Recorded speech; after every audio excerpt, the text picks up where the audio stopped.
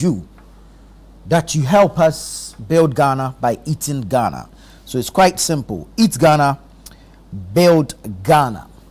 The power to build Ghana is right on your plate, your choice, your country, your meal. Now, every time you choose Ghana Rice, you support a farmer, you strengthen the city, and keep jobs right here at home. Eat Ghana and build Ghana. Proudly from our farms to your plate. So the power to build Ghana is right on your plate. It's your choice, it's your country, it's your meal. Support Ghana with your fork and spoon. Your meal can make Ghana stronger. Support Ghana with your fork and spoon. Your meal can make Ghana stronger. So the Eat Ghana, Build Ghana campaign is supported by Agri Impact Limited in partnership with the MasterCard Foundation and the 24-Hour Economy and Accelerated Export Development Secretariat. So we're entreating all of you to eat Ghana and to build Ghana. And we're saying thank you to our partners, Agri Impact Limited, MasterCard Foundation, 24-Hour Economy and Accelerated Exports Development Secretariat. I want to say thank you to these institutions, these organizations for partnering us to push the Eat Ghana, Build Ghana agenda.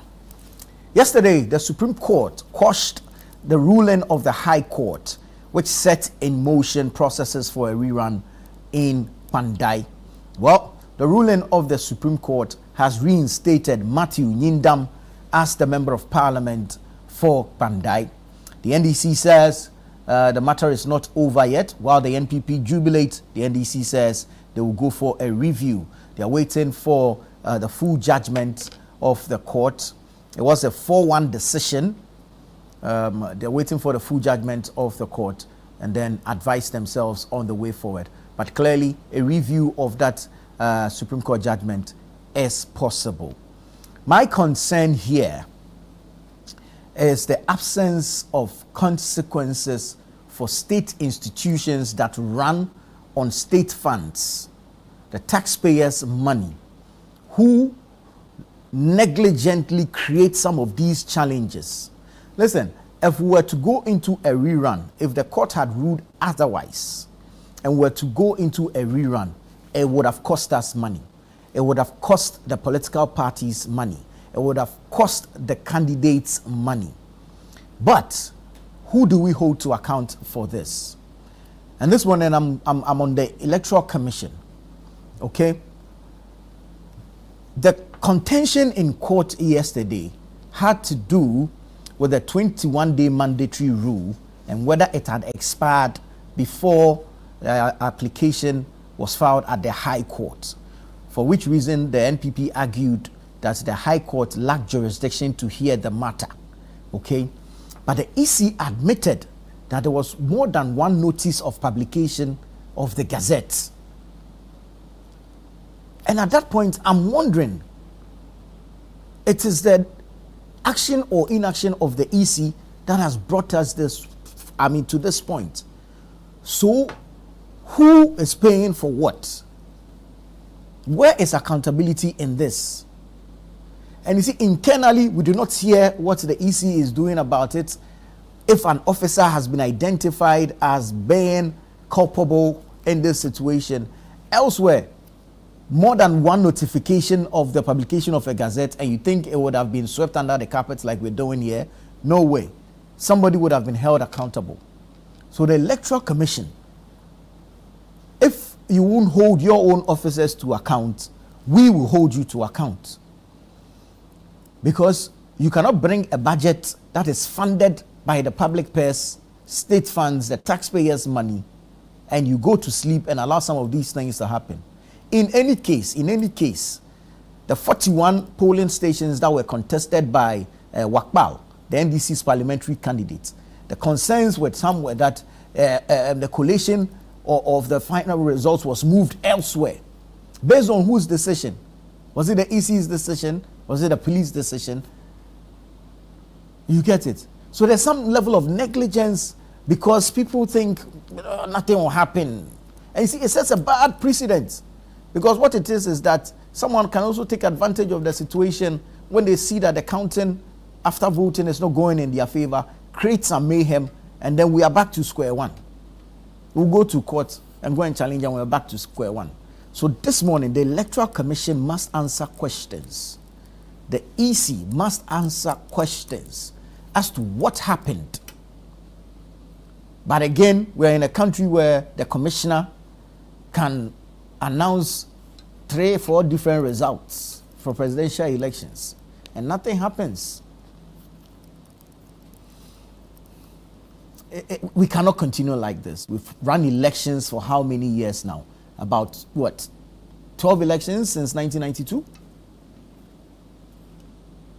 We cannot continue like this. I think it's about 9 or 12, 9 elections since 1992.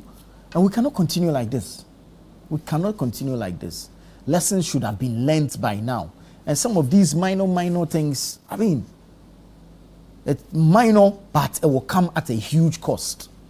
And you and I will have to pay for it. Then the officer in charge is relaxing somewhere and no one is holding them to account. We need some level of accountability regarding the work we do as state institutions. You are an independent body, but you are accountable for the work that you do. You are accountable to us. So you should be able to answer some questions to us, Electoral Commission. Perhaps someone should challenge this. Perhaps we can take the EC up.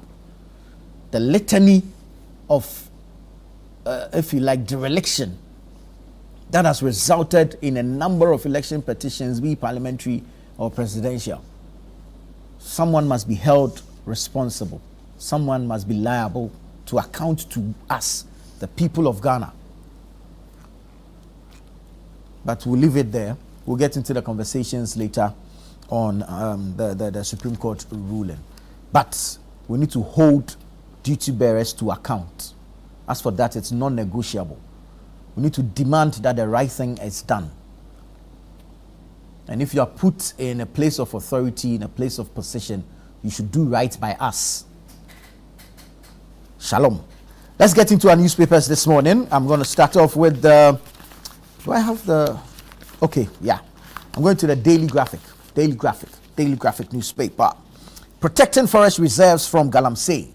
Chiefs, residents call for military camps. Protecting forest reserves from Galamsey. Chiefs and residents call for military camps. And there's an interesting picture on the front page. Illegal miners arrested by the forest guards and rapid response team in Oda River Forest Reserve. Hey! If you see the color of the water. I am committed to party welfare. I am committed to party welfare. That's Dr. Mahamudu Bawumia. Nyindam remains Pandai MP. Supreme Court rules. That's Matthew Nyindam remains Pandai MP. Supreme Court rules. BOG drops policy rate to 15.5%. BOG drops policy rate to 15.5%. Let's go to the back page. Government clears 115.9 million cedis premix fuel under recovery arrears owed BDCs. Government clears 115.9 million cedi premix fuel under recovery arrears owed BDCs. 2026 Hajj mandatory medical screening starts February 2. So this year there will be mandatory medical screening for all pilgrims looking to travel on the Hajj. All right, so that's on the back page of the Daily Graphic. Let's go to the Daily Guide newspaper. My vision for MPP and Ghana sets me apart. That's Dr. Yao Osei Educhum, a former education minister and NPP flag bearer hopeful. He says, my vision for MPP and Ghana sets me apart. Supreme Court retains Nyindam as Pandai MP. Supreme Court retains Nyindam as Pandai MP. NDC Pandai review plan unnecessary. That's according to the minority. NDC Pandai review plan unnecessary. BOG cuts policy rate to 15.5%. BOG cuts policy rate to 15.5%. Police arrest 4 gold robbers. Police arrest 4 gold robbers. Okay, so that's the daily guide. Let's go to Ghanaian Times. Ghanaian Times. Saglemi project bounces back. Government picks developer to complete housing scheme. That's according to the minister. Is it the same developer we were told by the former minister, Kojo Oppong Nkrumah, or it's a new developer? We need to interrogate this and find out. But the Saglemi project bounces back. Government picks developer to complete housing scheme. Charting a new course. The GMA's reset agenda 1 year on. BOG cuts policy rate to 4-year low to 15.5% to boost growth. Ghana-China trade hits $14.1 billion in 2025. That's according to the Chinese envoy. No rerun at Pandai. Supreme Court overturns High Court order. No rerun at Pandai. Supreme Court overturns High Court order. That's the Ghanaian Times. Let me check the back page. Yes, interesting story here. Over 60,000 children on the streets. Over 60,000 children on the streets. VIP urges urgent interministerial response. Over 60,000 children on the streets. VIP, that's the Vice President, urges urgent interministerial response. And then you have government CSOs move to integrate informal waste workers into national sanitation and climate action. Okay, so that's the Ghanaian Times. Let's go to the Chronicle. Chronicle says Ashanti region backs Brian after delivering his message of hope to 11,000 delegates. Ashanti region backs Brian after delivering his message of hope to 11,000 delegates. APL poll reveals Bawumia will win one touch. APL poll reveals Bawumia will win one touch. And then you have Bawumia will bring victory to NPP, says Jinapor. That's Samuel Abdullahi Jinapor. Bawumia will bring victory to NPP. A scripture for today, as captured on the front page of the Chronicle, is from the book of Psalm, the chapter number 146 and the verse number 3. Psalm 146 verse 3. Do not trust in princes, in mortal man, in whom there is no salvation. Psalm 146 verse 3. Do not trust in princes, in mortal man, in whom there is no salvation. So that's the Chronicle newspaper. You get a couple sports stories on the back page as well. All right, let's go to Daybreak. Daybreak newspaper front page says Brian dwarfs Bawumia and Ken in FGAP polls. Brian dwarfs Bawumia and Ken in FGAP polls. Gold reserves declined to 18.6 tons in December 2025. Gold reserves declined to 18.6 tons in December 2025. Jude Seckley reports Edward Bauer to national security. And then you have Nanumba Council deepens ties with NPA. Nanumba Council deepens ties with NPA. Let me bring you the Business and Financial Times, BNFT. Central Bank extends easing cycle with 250 BPS rate cut to 15.5%. Changes gear from stability to growth support. VIP pays working visit to Ministry of Lands. BOG cuts gold exposure by 50% on concentration concerns. MTN supports government's 1 million coders program with $2 million investment. A couple features in there as well. Employees, service excellence, and brand building journey of a company. And then you have largest bulk carrier docks at Port Takoradi. So that's the Business and Financial Times this morning. All right, let's go online and let's check out some of the stories on our web portals. Let's start with channel1newsonline.com. channel1newsonline.com. What stories are we leading with this morning? NPP race, Global Info Analytics tips Bawumia to win 14 regions. NPP race, Global Info Analytics tips Bawumia to win 14 regions. Still on NPP race, our research focused on strategy, not speculation. That's according to poster Evans Dria. More on the NPP race, Musa Dankwa outlines key factors behind Bawumia's projected win. Musa Dankwa outlines key factors behind Bawumia's projected win. NPP primaries, it's a one-touch victory for Dr. Bawumia. That's according to Musa Dankwa. So the posters were on the Point of View show with Bernard Avile last night. So you get a number of stories from that interaction on the Point of View last night. Away from that, Takoradi Port berths largest bulk carrier vessel in West Africa. Takoradi Port berths largest bulk carrier vessel in West Africa. NPP race, Kene Japan campaign sets up anti-Reagan committee. NPP race, Kene Japan campaign sets up anti-Reagan committee.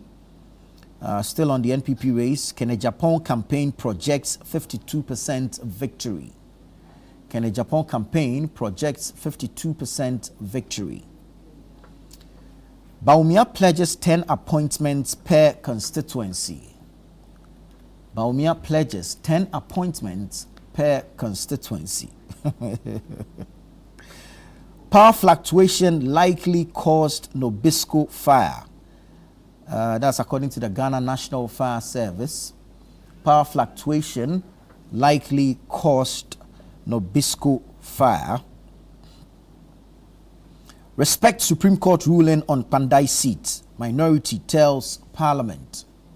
Respect Supreme Court ruling on Pandai seat. Minority tells Parliament. FDA, that's the Food and Drugs Authority, says food vendors don't use Acacia Parazone in Wache and Okro. Oi. Food vendors don't use Acacia Parazone in Wache and Okro. Interested. Roads Ministry announces nighttime traffic disruption on Ring Road East. Roads Ministry announces nighttime traffic disruption on Ring Road East. And then Patrick Boama says NPP must win hearts beyond its base. NPP must win hearts beyond its base. That's according to Patrick Boama, Member of Parliament, Okaikwe Central. Let's go to citynewsroom.com. citynewsroom.com. Interest rates have eased. Banks now chasing customers with loans. That's according to the governor of the central bank. Interest rates have eased. Banks now chasing customers with loans. BOG governor speaking there. Again, BOG resets microfinance rules, raises capital, and sets 2026 deadline. BOG resets microfinance rules, raises capital, and sets 2026 deadline. Global Info Analytics says Bawumia to win 14 regions in NPP primaries. Bawumia to win 14 regions in NPP primaries. That's according to Global Info Analytics. Let's still stay on the NPP primary. Only Kene Japan can cross 50 plus 1. That's according to Evans Dria. Only Kene Japan can cross 50 plus 1. According to Evans Dria. Recapitalization of BOG imminent. Government shows commitment. That's according to the governor. Recapitalization of BOG imminent. Government shows commitment. NPP race. Musa Dankwa explains why Bawumia is leading. So when you go online, click on that link and you get the explanation as to why Bawumia is leading in the NPP race according to poster Musa Dankwa. BOG downplays early year cedi weakness, says it's normal for stability. BOG downplays early year cedi weakness, says it's normal for stability. Bawumia's performance hinges on Brian Acheampong's results. Bawumia's performance hinges on Brian Acheampong's results. That's according to the Ken Ejapong campaign. I've told every constituency, vote for me, Brian, to NPP delegates. And Bawumia pledges 10 appointments per constituency if elected president. So go online, go to citynewsroom.com, or you can visit channel1newsonline.com. You get details of these stories and several others. But stay with us here on Breakfast Daily on Channel 1 TV. We'll take a break. When we come back, we'll bring you the news review segment.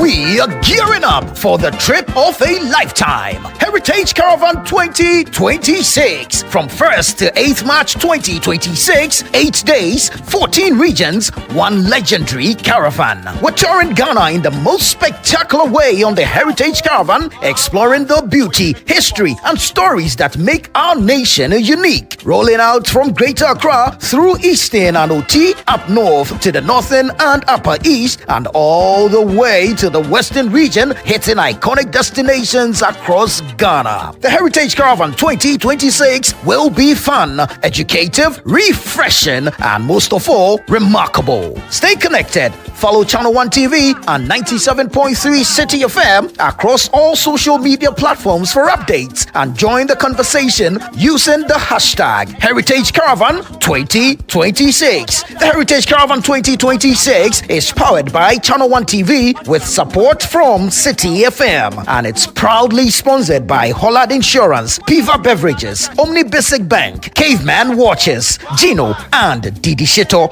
and it's supported by Nanes Rice. Heritage Caravan 2026, experience Ghana like never before.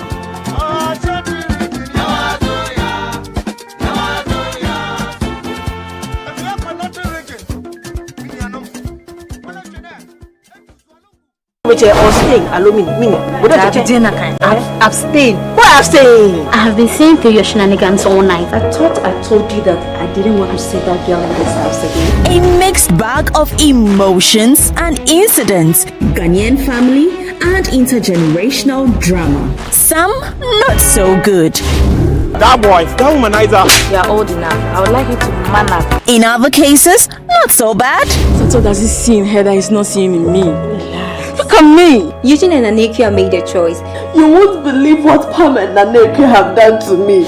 Watch out for So, a brand new series from GH Media Productions.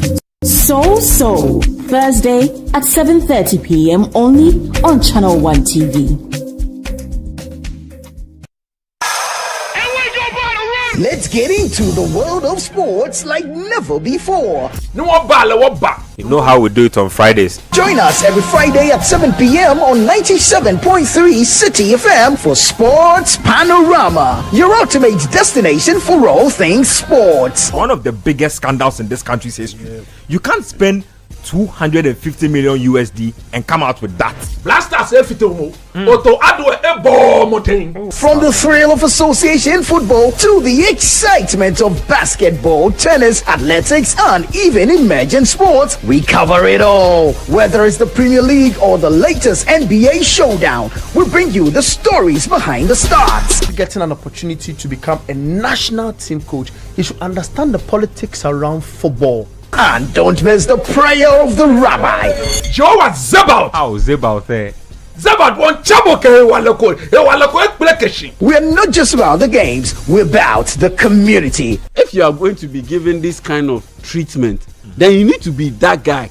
When I look at him play, he is not it. or when it's time for Don't Call Me. Moria picking, picking. No, Join the conversation as we connect with fans across the country and beyond. What's the latest updates? Send us your thoughts and we'll feature your comments live on air. And remember, we like to hear your predictions for matches and your thoughts in general. Think you know who's going to win?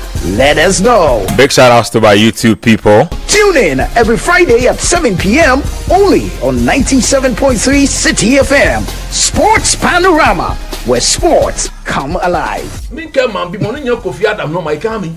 Matwale. Man ke la ke no ya ne. Meneke. Fe won sha ko ba club fe ke DJ. Ni wo hia ka wo she. Ye Yesu gba mi. Amen. Sports Panorama, your weekly sports fix. Don't miss out on the action. Sports Panorama. Catch the excitement every Friday.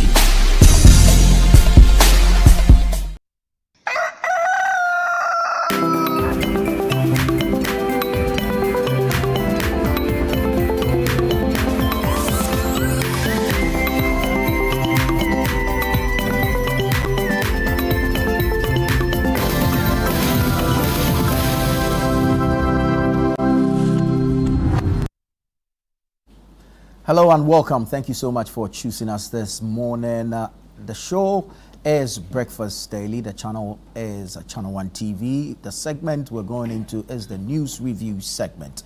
It is interactive. We'd like to hear from you. Send us your thoughts, your comments, and contributions. The WhatsApp number is on your screens. You can join us on our socials. We're streaming live on Facebook and on YouTube. Tweet at us on X and drop a comment on our Instagram page as well. We're going to be unpacking a number of issues this morning. I have two fine gentlemen in studio with me. The Honorable Nilante Vanderpoy is the National Coordinator for the District Road Improvement Program, that's DRIP. Honorable, good morning. Good morning. I'm not sure we've met this year. No. Well, so happy New Year's in order then. Many happy returns. Thank you so much. And the Honorable Fuseni Issa is also here, a former Member of Parliament for Okaikwe North. Honorable, good morning to you too. Good morning, Nana. It's good to see you. Good morning to your viewers and good morning to my senior. Honorable. Very well. So we're in court yesterday. The Supreme Court quashed the ruling of the Tamale High Court.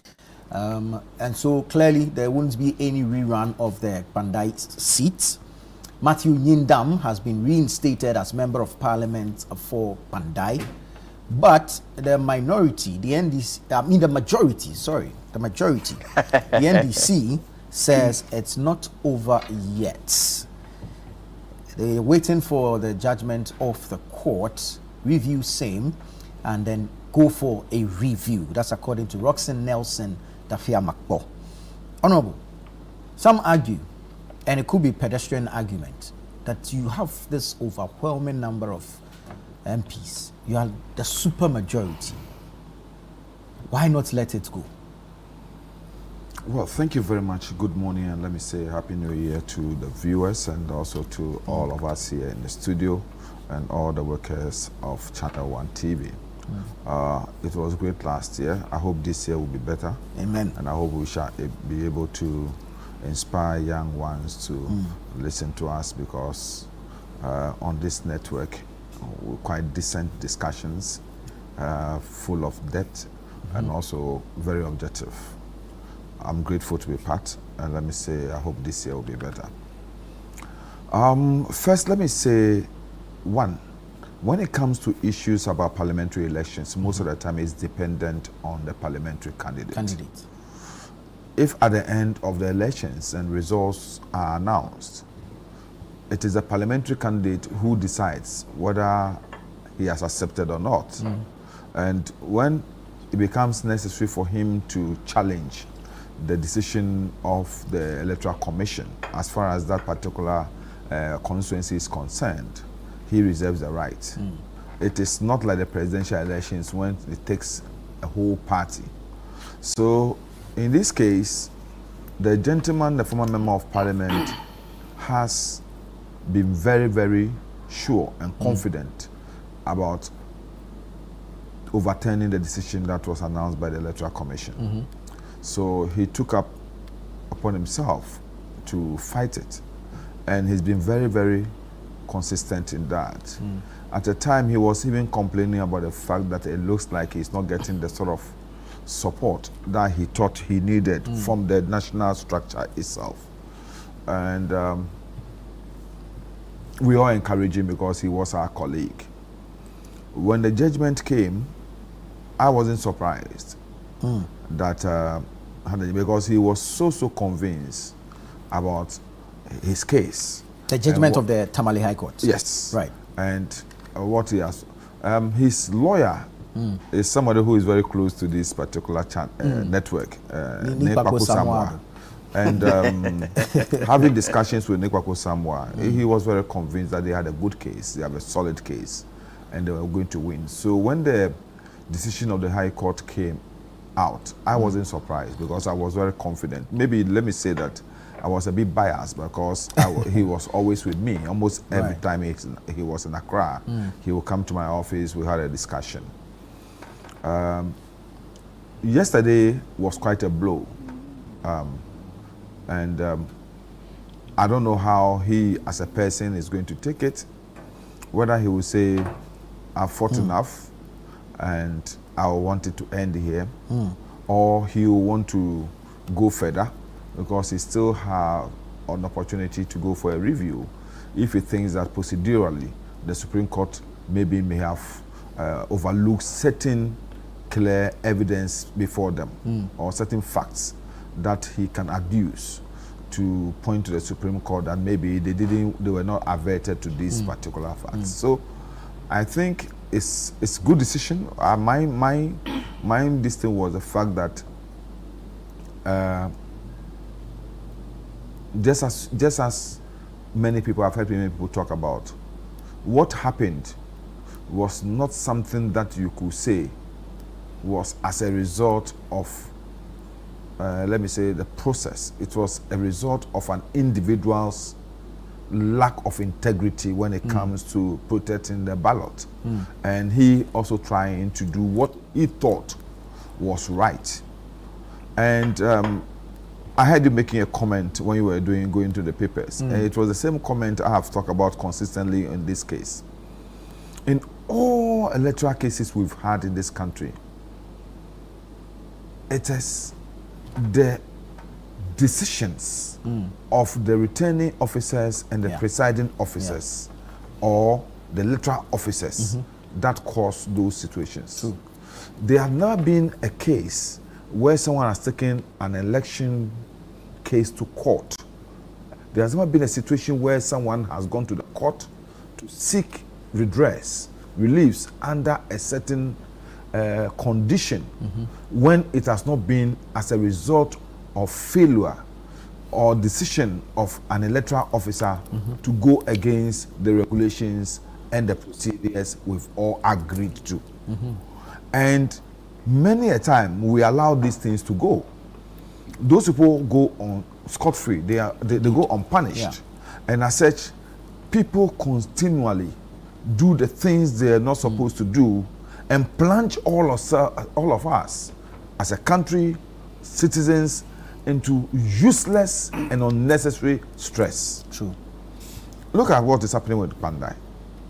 In fact, the people of Pandai themselves are going through stress. Indeed.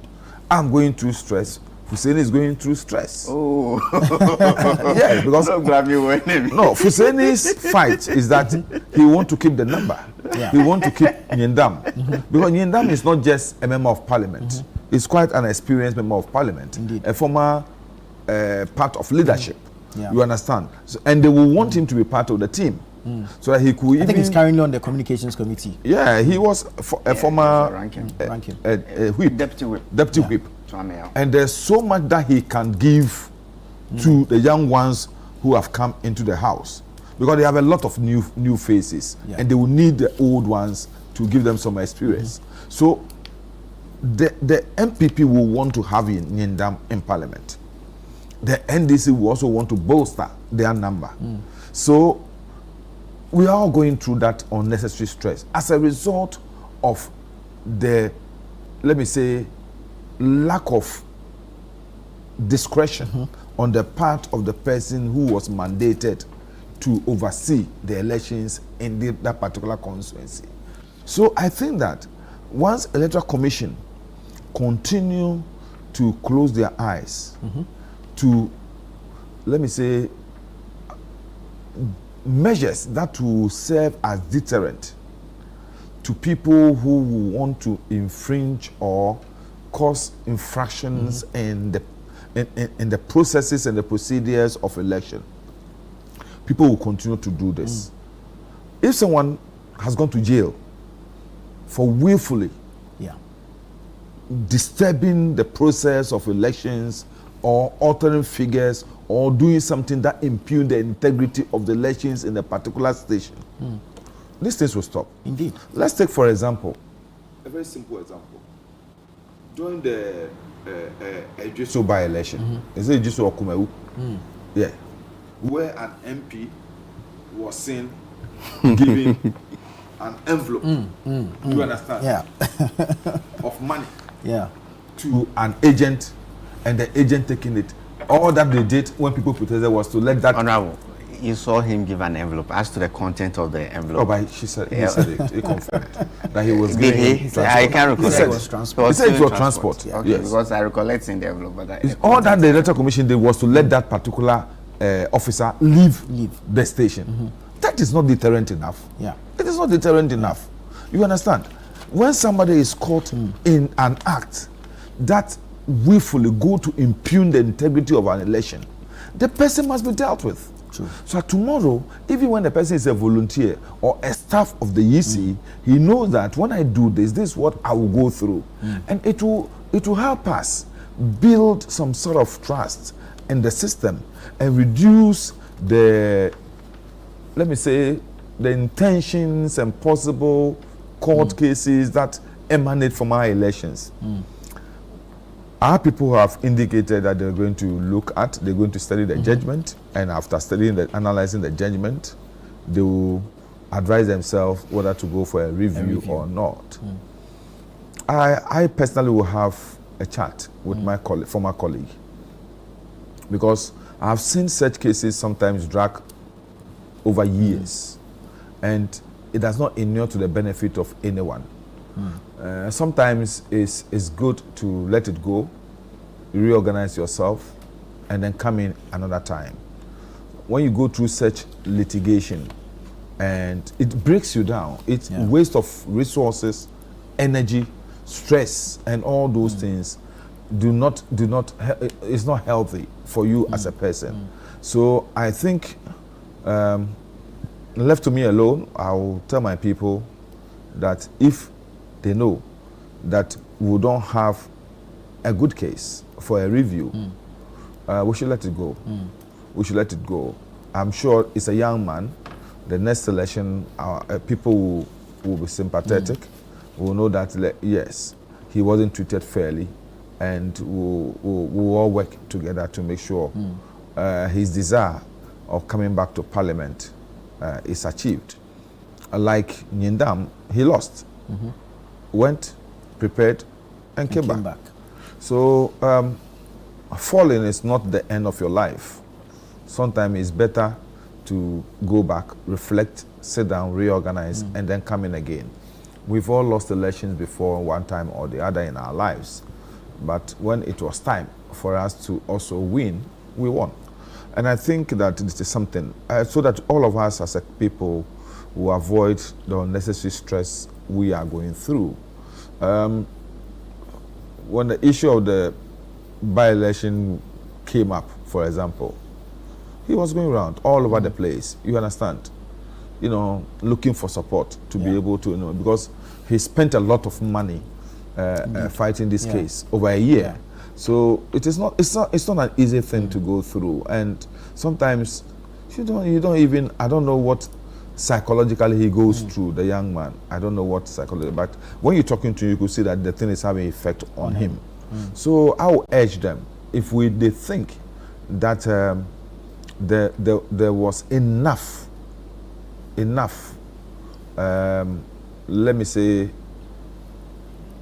facts, evidence for them to be able to ask the Supreme Court to review their decision, then fine. But other than that, I think it will be a fruitless exercise, because at the end of it all, it's not easy for a Supreme Court to review its own decision. You must have quite a very, very convincing, strong argument to be able to get the Supreme Court to review a decision. And especially a 4-1 majority yes, decision. the process is a bit laborious, and it's not easy. It's not something that we can really go through that easy. But we have a new Supreme Court, and I think that a new Chief Justice, a new Supreme Court per se. Let me say, we have new faces. Right. You understand? And I think the integrity of this particular Supreme Court is quite assuring. And as such, I have no doubt in my mind that looking at what has come, looking at the fact that the decision was quite huge. It wasn't unanimous, but 4-1 is quite a huge number. Yeah. And I will want to have the opportunity to see the judgment, and I want to even have the opportunity of seeing the dissenting view. You understand? Sometimes that is not easy to have, but then that is the most important. When you are a law student, they will tell you that the dissenting view is most important. It helps. So I want to have opportunity to see what informed the decision of Justice Gabriel Poorman to dissent in the judgment. That will help our people. That will help them to be able to analyze critically the other side of because the judgment, the four judges, justices who gave that decision, the majority decision, their case will be clear. So they should look at it, and this is going to take a lot of time. So I'm very sure. I'm very sure that sometimes what the legal team may have missed will be in the dissenting view. Yes, yes. So I'm saying that is important for them, and it's not something. It's not easy to get it.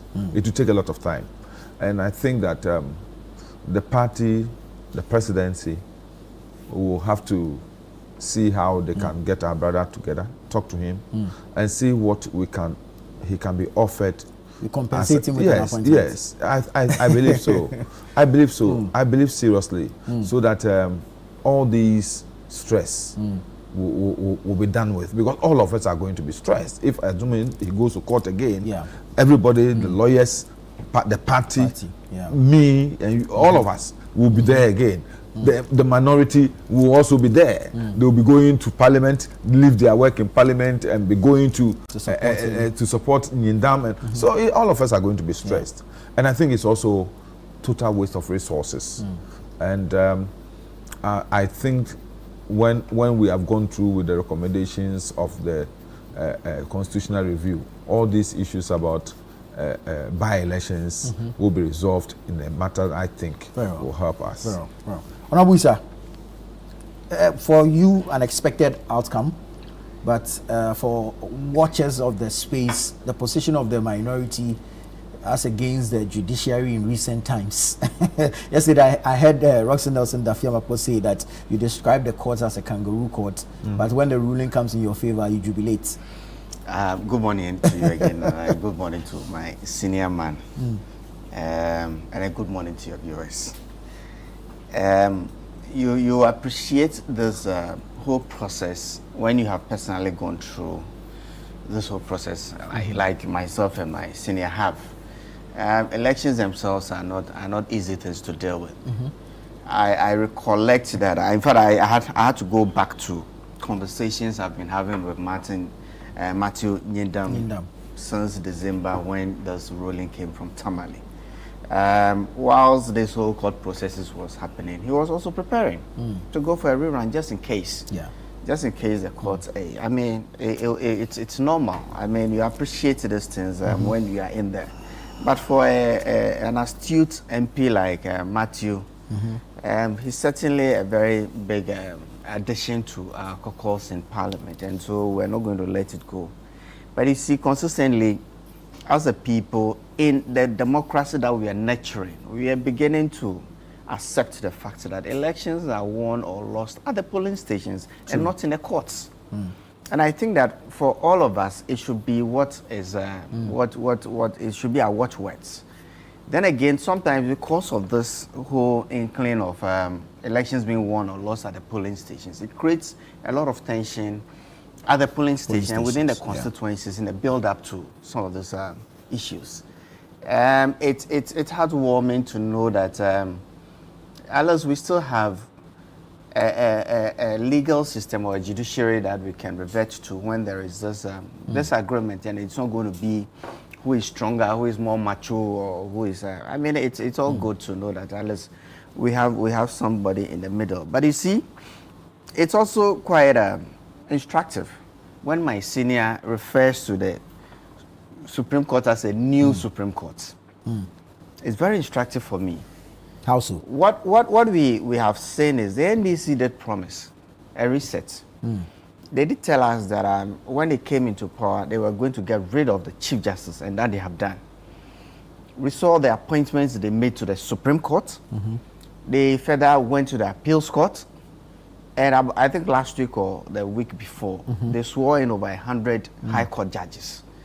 And if this is the reset they said, I think that they have actually done their reset.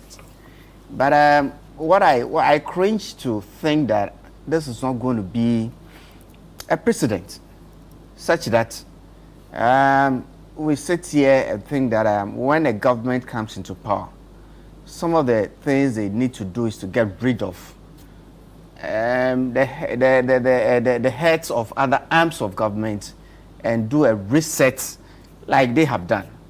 We have seen governments come and go. We saw Kufuor take over from Rawlings. We didn't see such overhauling of the judiciary.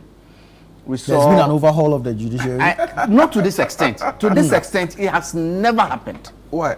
To this extent, it has never happened. If qualified judges...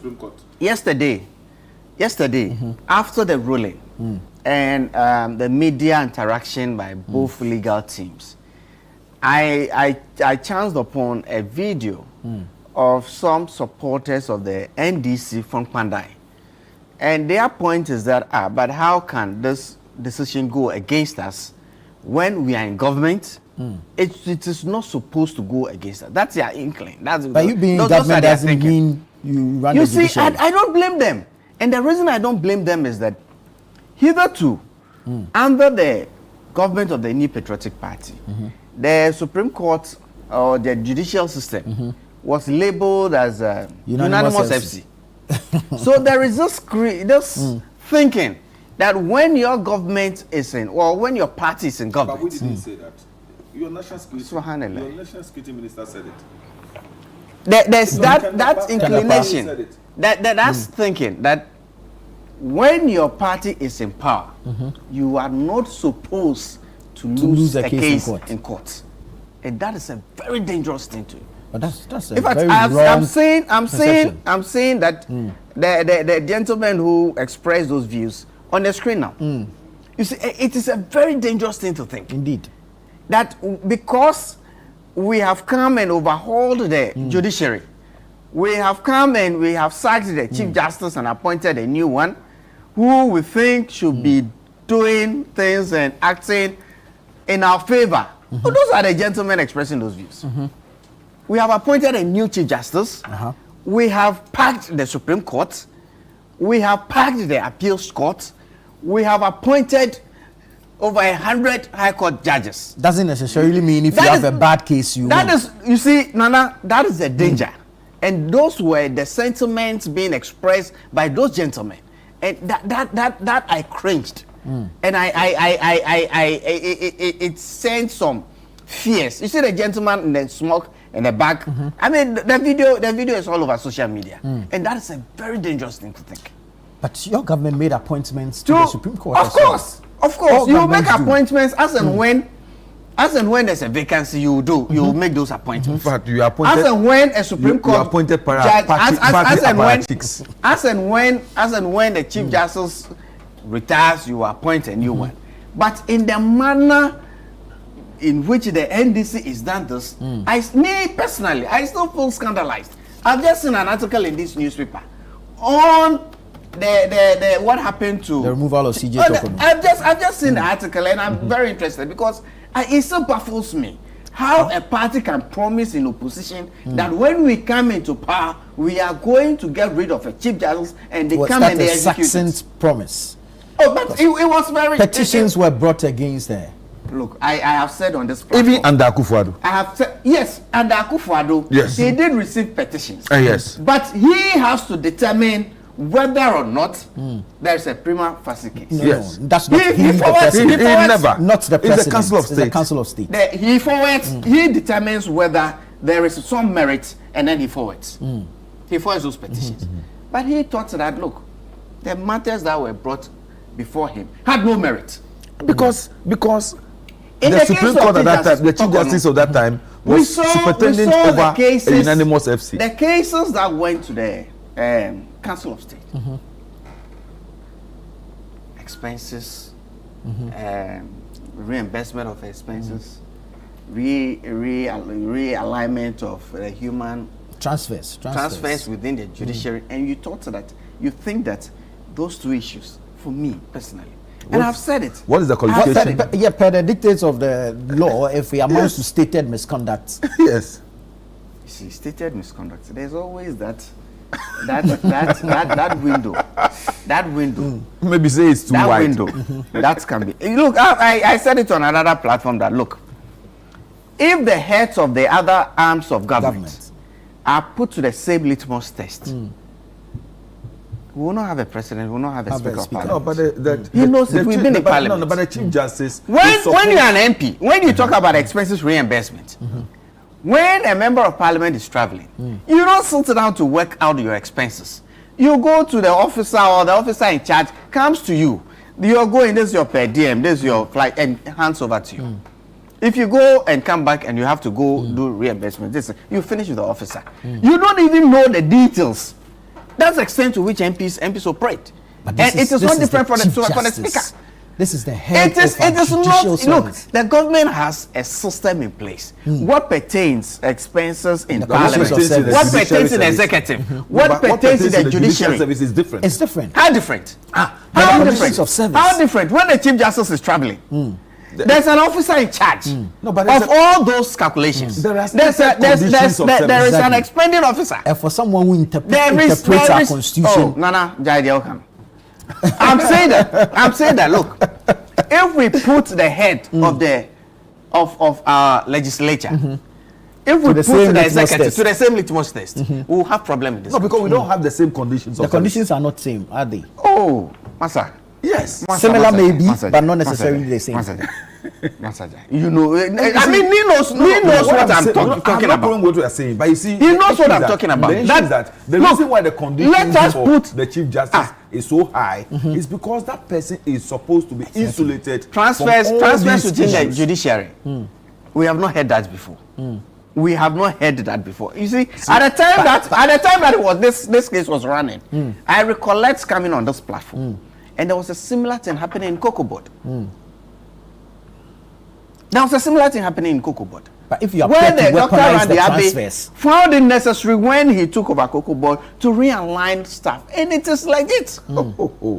It is like it. If he thinks that this is going to make the entity more efficient, why not? But it shouldn't appear to be a weapon. Oh, please come on, go to Parliament and see. Go to Parliament and look at. I ask a question for you. Let me ask only one. Check the hierarchy in Parliament. The parliamentary service staff. Yes. Go and check what is happening there. I agree with you. People have issues, and if this is enough for us to remove one head of an arm of government to find it necessary to remove, people say, he did it. The president removed. He signed the ultimate letter to remove the chief. But he was bound by the constitution. Oh, come on.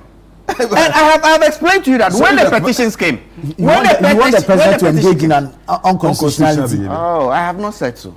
Yeah, I have not said so. I have not said so. But what I'm saying is that a precedent has been set.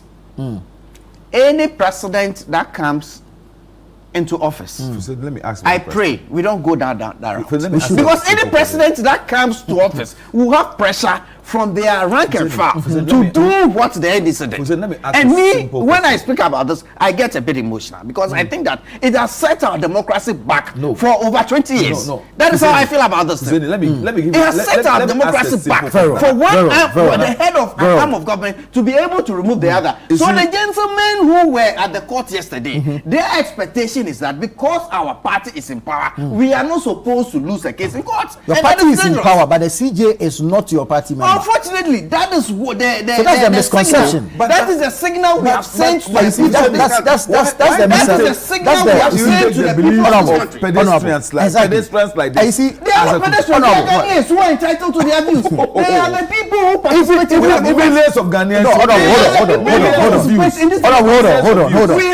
We have This set our democracy back. ruling By should many, many actually years. remedy that thought. Yes. Remedies this thought. But when you go further, one of them is saying, I saw the video on TikTok. Did you transcribe what they said? Oh no, they spoke English, and I heard one of them went to say that NDC does not even exist in Panda again because he cannot phantom they should be in power, their party should be in power, and lose a case. Then it's like good this. for you. They should defect to the MPP. Oh, it is. I don't think that. I don't think that it's. Say one point. Me, I am very emotional when it comes to this thing, and I think that we have set our democracy back many years. By that in action. all these discussions, nowhere in the Constitution of Ghana has it been stated that when somebody has to be a member of Parliament, he has to be of a high moral standard. Yeah. Not even the executive. Not even the executive. But with the Chief Justice, there is that particular qualification that sets the Chief Justice position apart from all these others. Yeah. So when you are sent to that position, a certain standard of life is expected of you. You have no, let me say, like the Bible said, it may seem right to everybody, but not to you. Exactly. You understand? There are certain things that a member of the executive could do that you, the head of the bar, cannot do. You understand? The head of the bench cannot do. The head of judiciary cannot do. So when you want to compare all the arms of government and said if these things that exist under the executive, if we should just gloss over, then with the Chief Justice we should also gloss over. No, because at the end of it all, the Chief Justice is the one who will sit and judge someone else when the person goes against those same standards that have been set for his position. So we should always look at it that these things are there to protect the integrity, the image, the dignity of anyone who occupies the position of Chief Justice. So that tomorrow, anyone who ascends to that position knows that, hey, with this position, if I even should touch this, I will be held liable. Something that a member of the executive could do and go away with it. Something that a member of the legislature could do and go away with it. I cannot do. Indeed. Because of the let me call it, let me use the religious word, sanctimonious nature. Of the office I'm holding. Yeah. So you see, when we are talking about these things, I'm saying that you may not like it, but it is good for all of us. Because what is going to help at the moment is that we're now going to have judges. Because before this, let's understand something. There has been something that has come out through Anas, Anas, where a lot of judges, you see, were found in situations. Some of them were very, very simple situations, like accepting gifts, which was seen to be, let me say, immoral when it comes to a position they are holding. So it is expected that we look at situations where we set a standard, a particular bar for the people who occupy that position, so that when it comes to issues about integrity, the trust of ordinary Ghanaians in the judicial system, everybody will know that when I have a case and I go to court, the judge is not going to take a bribe. The judge is not someone who can be bribed. Look, recently in the US, there was a serious case against Clarence Thomas that before he even ascended to the Supreme Court, and when he came onto the Supreme Court, he accepted free holidays. Somebody paid for his hotel. He went on a yacht and all those things of a businessman. This was used against him, and he nearly lost his position on the U.S. Supreme Court. Yeah. So when it comes to judges of the Supreme Court and the Chief Justice, I want us to look at it and say, look, at the end of it all, they are the ones who will judge me and judge you. So if they themselves are not of a particular level of expected standard, how would they be able to judge me? You understand? So, let's not compare apples to oranges. Because I don't think we are the same. We may be three arms of government, but the expected standards of a Supreme Court judge is not the same as the Speaker of Parliament. Yeah. I totally disagree with that stance. Really? Yes. I totally disagree with that stance. Because look, as members of Parliament, we represent sometimes hundreds of thousands of people. Not because you are handsome or not because of your knowledge, but the people have found something that, or they have entrusted you to go and represent them. And you cannot say that I am an MP or I'm representing those tens of thousands of people, but the morality or the standard that you need to use to measure me should be lower than what you need to. That's what our Constitution says. It's a Constitution. I differ. It is only the CJ that has you cannot tell me condition that attached I have to been it. appointed High moral as a standards. minister. I have been appointed as a minister, but because I am not a judge, when it comes to measure of morality, I should be lower than that of the judge. I cannot accept that. People, we have entrusted you. In 2009, look at what happened in the UK Parliament.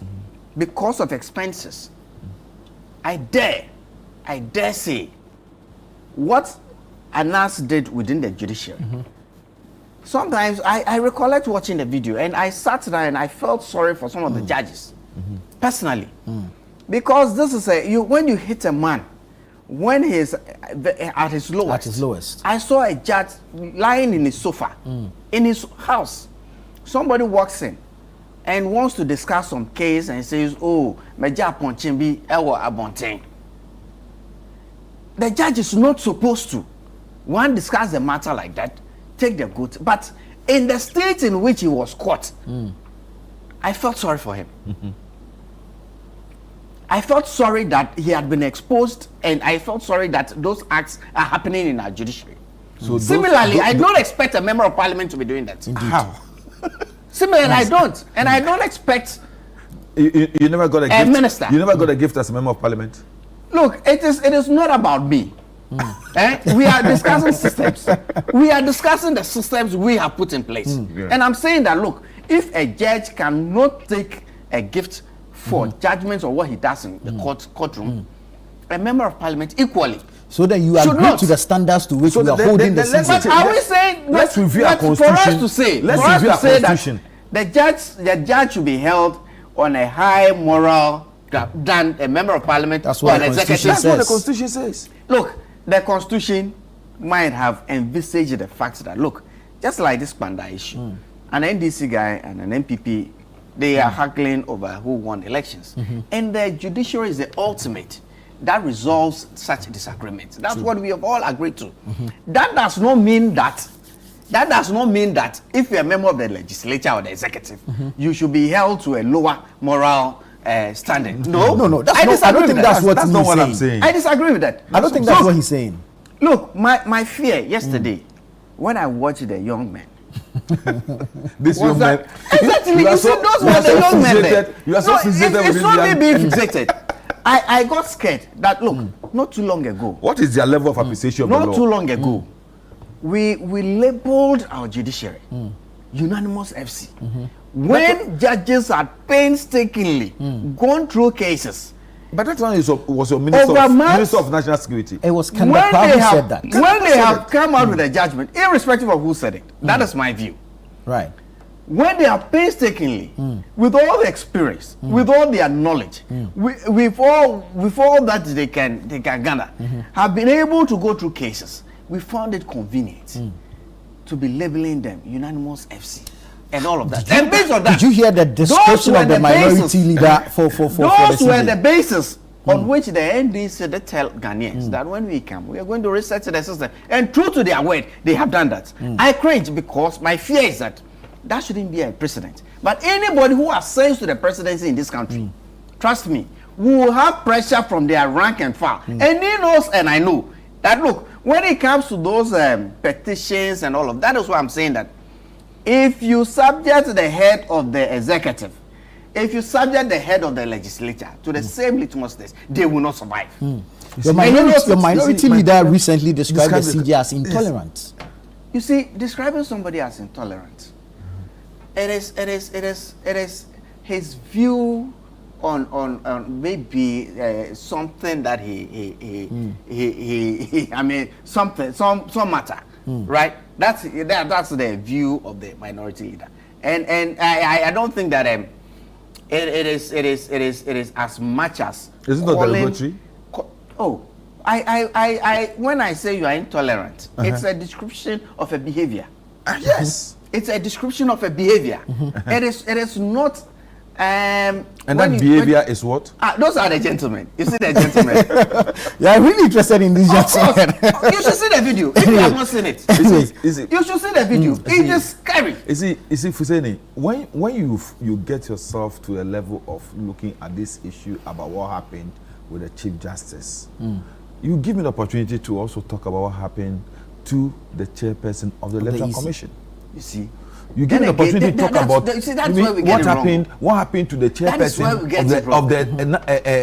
of SRAJ. You are putting the Electoral Commission, which is a creation of the Constitution, but it's not an arm of government. It is not at the same level. But it's the Electoral Commission that ensures. It is not at the same level. In fact, they are the ultimate. It is not at the same level. Look, we keep telling ourselves that look, there are three separate, independent arms of government who are a check on each other. But the principal who are a check on each other. Arm, there is no way in that arms of government the Electoral Commission. But the Electoral Commission is the one who decides who becomes head of the executive. I have considered the fact that it's a creation of the Constitution. Given that it was erroneous, fine. That's too wrong, Baker, right? No. Thank you. Very well. Let me take a few quick messages. This one says, good morning, I am Eben from Kwabinya. Finally, I believe the former National Security Minister, Honorable Kandapa, will sleep peacefully because what he cried for under the watch of CJ Enimiabua and CJ Tokonu has come to pass in the era of CJ Bafo-Boni. Truly, Ghanaians are feeling the resetting agenda. Greetings to Honorable MC Agbo of Ghana East. Says, Nana Ampem, Eastern Regional Women's Organizer and Chairman Bibi Moro of Akwetia. Okay. Good morning from Mabo Michael Bechem Edum Adadiase. So, does the NPP believe in the Supreme Court again? Was it not the same NPP that accused President Mahama of packing the courts with his judges? They should tell us one case the NDC won during their tenure. This particular case proves that we have a working Supreme Court, one that is independent, neutral, and devoid of political influence. The outcome demonstrates that judges are guided by law and conscience, not by political pressure. This is even more significant considering that the current Chief Justice appointed under the sitting president presided over a court that delivered a decision not skewed in favor of the appointing authority. That alone speaks volumes about the integrity of the judiciary. Had this been during their tenure, we would have witnessed unanimous full court decisions conveniently aligned with political interest. And he sends his regards to Honorable Charity Gardner, the Ahafo Regional Minister. Okay. Congratulations to the MP for Mandai on winning the case. The victory is a testament to the strength of democracy and the rule of law. It's clear that voters had their say and we should respect their decision. Moving forward, let's focus on unity and progress for Mandai and the country. And he does a hashtag Baumia Beba. That's Aminu from Nsawam. Good morning, Nana. The Supreme Court has spoken. Life must go on. And Honorable Yendam is one of the most popular political figures in Pandai and loved by both NPP and NDC. That's Ahmed from Nima. Bonti Benjamin says Supreme Court ruling on Bandai gives the citizenry hope that all is not lost and the will of the people shall always win over evil machinations. Greetings to the next president of Ghana, Kennedy Ejapong. Honorable Nilanti, are you saying it is moral for an MP or minister or the president to receive a bribe? No, I don't think that's what he said. This one says, Nana, I wish to remind Honorable Issa that Nanado claimed he was just a conduit to refer petitions to the next stage. Article 146 was used to remove the EC, so it is not a precedent. That's Kojo from Peki. Hello, Nana. I totally disagree with Honorable Vanderpoy. The issue of morality shouldn't be downplayed with the MPs and executives. I think people misunderstood what you meant with that point. No, we are where we are because of the lack of moral grounding of these two parties. We should do better because those of us coming are learning from them. Peace for Ghana. Honorable Fuseni, there's a personal message for you. Wow. This one, it says, good morning, boss. Please tell, and they like to call you Fusheni. Yeah. Please tell Fusheni that he is needed at Kamvili. The people there say they admire him so much, the way he carries himself. They have a chieftaincy title for him. He should try and come. Arrangements have been made to get him the title. And he says, tell him on live TV that people want to hear from him. Tell him I'll come and claim my title. Very well. Okay. Nana, maybe let me clarify this. You see, exactly. What I want people to understand is that every Ghanaian is expected to live a particular standard, live by those dictates, regulations, or values that we all share. But when it comes to the issue of the Chief Justice, the Constitution specifically designated one of the conditions for the appointment of Chief Justice to be someone with the higher moral authority. You understand that?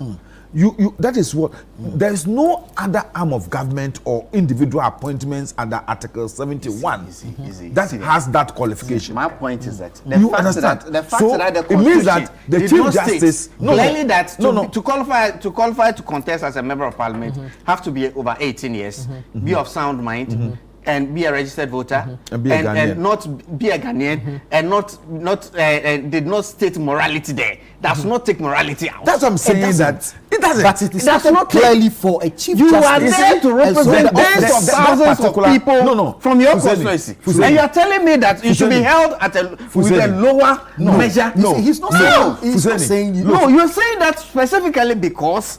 With the role of the Chief Justice, it is stated clearly that we have to be of a higher moral, higher moral. What is saying that it is built on a sanctimonious, position that the person is occupying. I beg to differ. For example, let me give you for example. High Court judge, even appeals court judge. There is that you don't have that qualification. That thing is not mentioned there. On the appointment. But when it comes to the Supreme Court, even the president, you don't have that mention. What it means is that anybody who is going to ascend to the position should be somebody who will live above everybody else. You know what gladdens my heart? Give me a few seconds. Me agrees with me that if the head of the legislature, if the head of the executive is put to the same litmus test, we'll have a problem in this country. We don't have a problem. Granted. But I think the point came up because you raised the issues in the petition which you feel do not warrant the removal. Yes. And that's why he's saying that. I keep saying that. Office of CG. Somebody said, the president said he was a conduit. But you see, before the president, conveyor belt. Similarly, and the dying embers of the government of Nana Addo Dankwa, he received petition Tokono. He didn't find any merit. He didn't find anything meritorious to forward to the council. So he summarily dismissed it. So if President John Dramani Mahama had not seen any merit in this, so before he forwarded to the Council of State, he would have seen. But me and you sitting here, we have divergent opinions on one issue. Certainly. So what are you saying? Certainly. You don't expect the federal president so that is why I'm standing by my bit that we are all expected to be of higher moral. The fact that the Constitution does not require does not mean. So if John Dramani Mahama, president, found it necessary to forward this and complete the process and sign a letter of dismissal as mandated by law, of the Chief Justice. As demanded of him by the Constitution. He signed a letter dismissing the Chief Justice of the Republic of Ghana. On the recommendation of the Chief Justice a letter MPS. dismissing. And so President John Dramani Mahama dismissed the Chief Justice of the Republic. This is fallacious. He dismissed Why do the you Chief want to Justice. attribute it to him as an individual? Because I still find it scandalous. She faced her From own one head colleagues. of an arm of government to create this. And you see, what even makes it more pronounced is the fact that it was premeditated. Oh, they have really? told us that when they come into government, they will do it. And true to their word, when they came into power, they did it and they sacked Tokon. Very well. Very well. You know, my all this. Let me say this in conclusion. Let me say this. See, I want to caution the MPP not to swim too much in the glory and the joy of this judgment, because just a few weeks ago they were calling the judiciary and the Chief Justice of presiding over a kangaroo judiciary. Tomorrow, when there is a judgment that comes from the Supreme Court and it's not in their favor, they should not use words that impugn the integrity of the judiciary. Because when it comes to issues about the court, you win and you lose at certain points. Unless you decide that you don't want, you want to go and do, arbitration, where you all will agree. But when it comes to system, because that judge will look at the facts, will look at the evidence and determine a particular position. So if today the Supreme Court has determined in your favor and you are swimming in that joy, let me say this. Tomorrow, don't laugh over what will come. You see, let me also say this, that look, we all have agreed to the governance system that we want in this country. We all have actually agreed that every 4 years we're going to go to the polls and vote for a president. We are going to vote for members of parliament to form the legislature. We've agreed to how the judiciary should go on. But you see, we know that within this system, the judiciary should be held in some level that will arbitrate when there are disagreements anywhere. And so it is a last institution that we can rely on, and so we should hold it in very high esteem. True. But when I as a Ghanaian feel that the whole institution of the judiciary has been bastardized to the extent that I'm looking at appointments that has happened in the judiciary over the last year or so, it gives me grounds. Why don't you go back to the be able? I will never to the Supreme Court. I'll never call the Supreme Court. I'll never doubt the. It's not in my character. When people who had won party it's not in my character. People who have won party to be able to even call, 4 years before that appointment. There was a general secretary of the PNC who was called to the Supreme Court, right? Yeah, he was a general secretary of the PNC. Of course. Yes, He was a politician. But we are talking about a parliamentary candidate.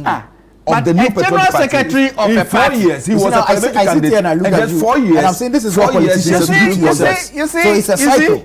You're keeping us in the it's cycle. not a cycle. That's what you do to yourself. What happened last year? Just 4 years after election. What happened last year? The removal of Tokonu is a huge dent in our democratic. But you think the appointment of Jawu and wasn't a dent? My fear is that it should not continue.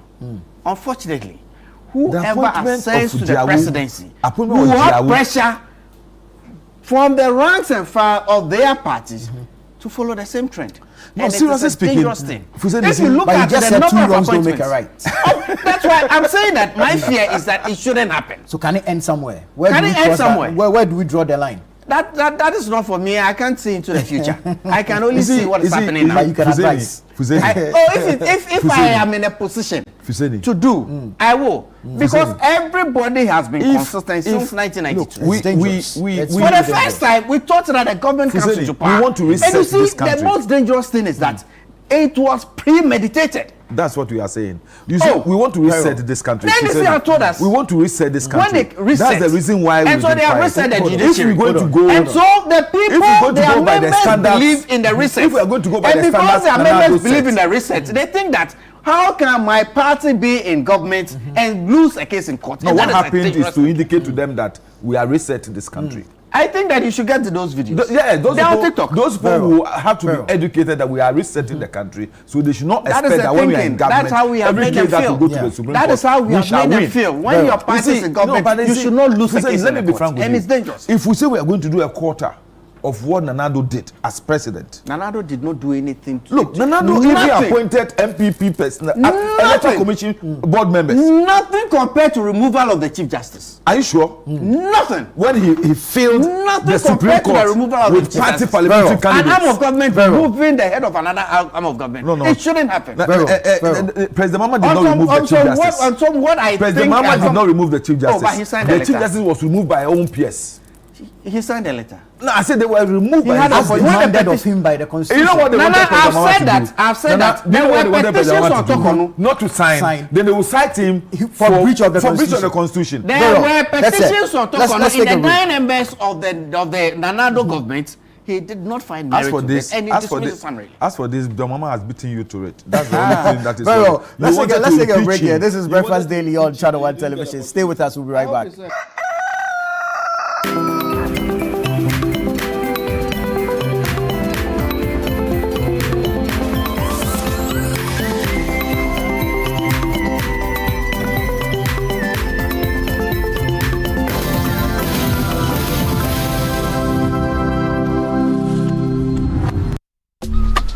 Life is a celebration of moments. Big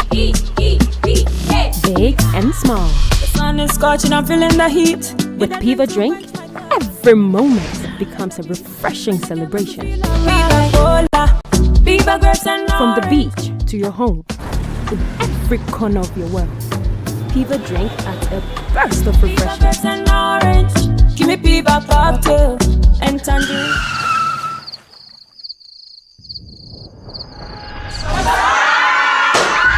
Celebrate every moment with Piva Drink. Refreshment for every occasion. Piva Drink, a taste you will love. P for Piva. This advert is FDA approved.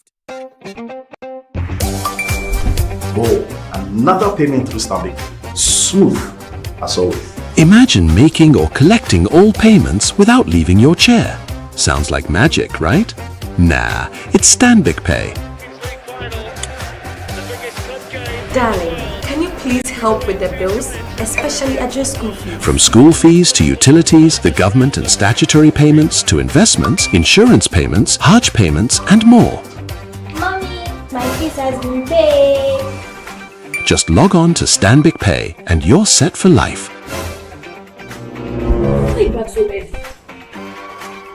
Please tell me everything has been paid. No Stanbic account, no queues, no stress, no last-minute panic. Cherish your time and live happier in safety and convenience. Visit stanbicbank.com.gh or call to get started. They are the backbone of Africa, SMEs, women, youth, creating over 80% of jobs and shaping our future. But borders still hold them back. If Africa's single market is to work for her 1.5 billion people, it must work for SMEs, women, and the youth. This February, Africa meets in Accra for the Africa Prosperity Dialogues 2026, the biggest gathering of Africa's SMEs, women, and young entrepreneurs. Targeted business breakfast and a powerful women's dialogue. SME and youth dialogues focused on finance, logistics, digital innovation, and scaling across borders. Presidents, policymakers, and business leaders unite with the people to launch Make Africa Borderless Now, a people-driven movement calling for free movement for trade, celebrating Africa's champions at the Africa Prosperity Champions Awards and Presidential Gala. Under the patronage of President John Dramani Mahama, APD 2026 is where ambition meets action. Join us from the 4th to the 6th of February 2026 at the Accra International Conference Center, Ghana. Africa Prosperity Dialogues 2026. Innovate, collaborate, trade. Hundreds Millions of entries have poured in from communities all across the country, and the energy is off the charts. The quest to uncover the most deserving stories has kicked into high gear. Stay tuned for the thrilling reveal and the grand celebration of our esteemed 10 Channel 1 TV community legends. Only on Channel 1 TV.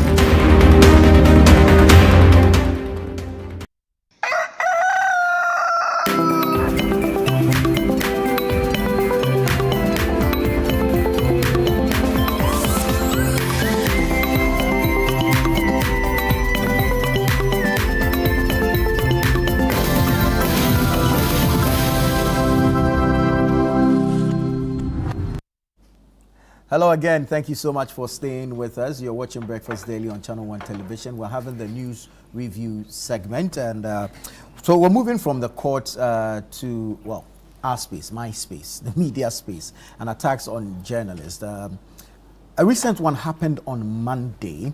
We understand a military convoy, some officers traveling in an armored vehicle, allegedly stopped somewhere around Wale Wale and attacked civilians, including the Northeast regional correspondent for the Media General Group. The Member of Parliament for Wale Wale, Abdul Kabiru Tia Mahama, has condemned the act. Yesterday, the Ghana Journalists Association held a press conference and made certain demands.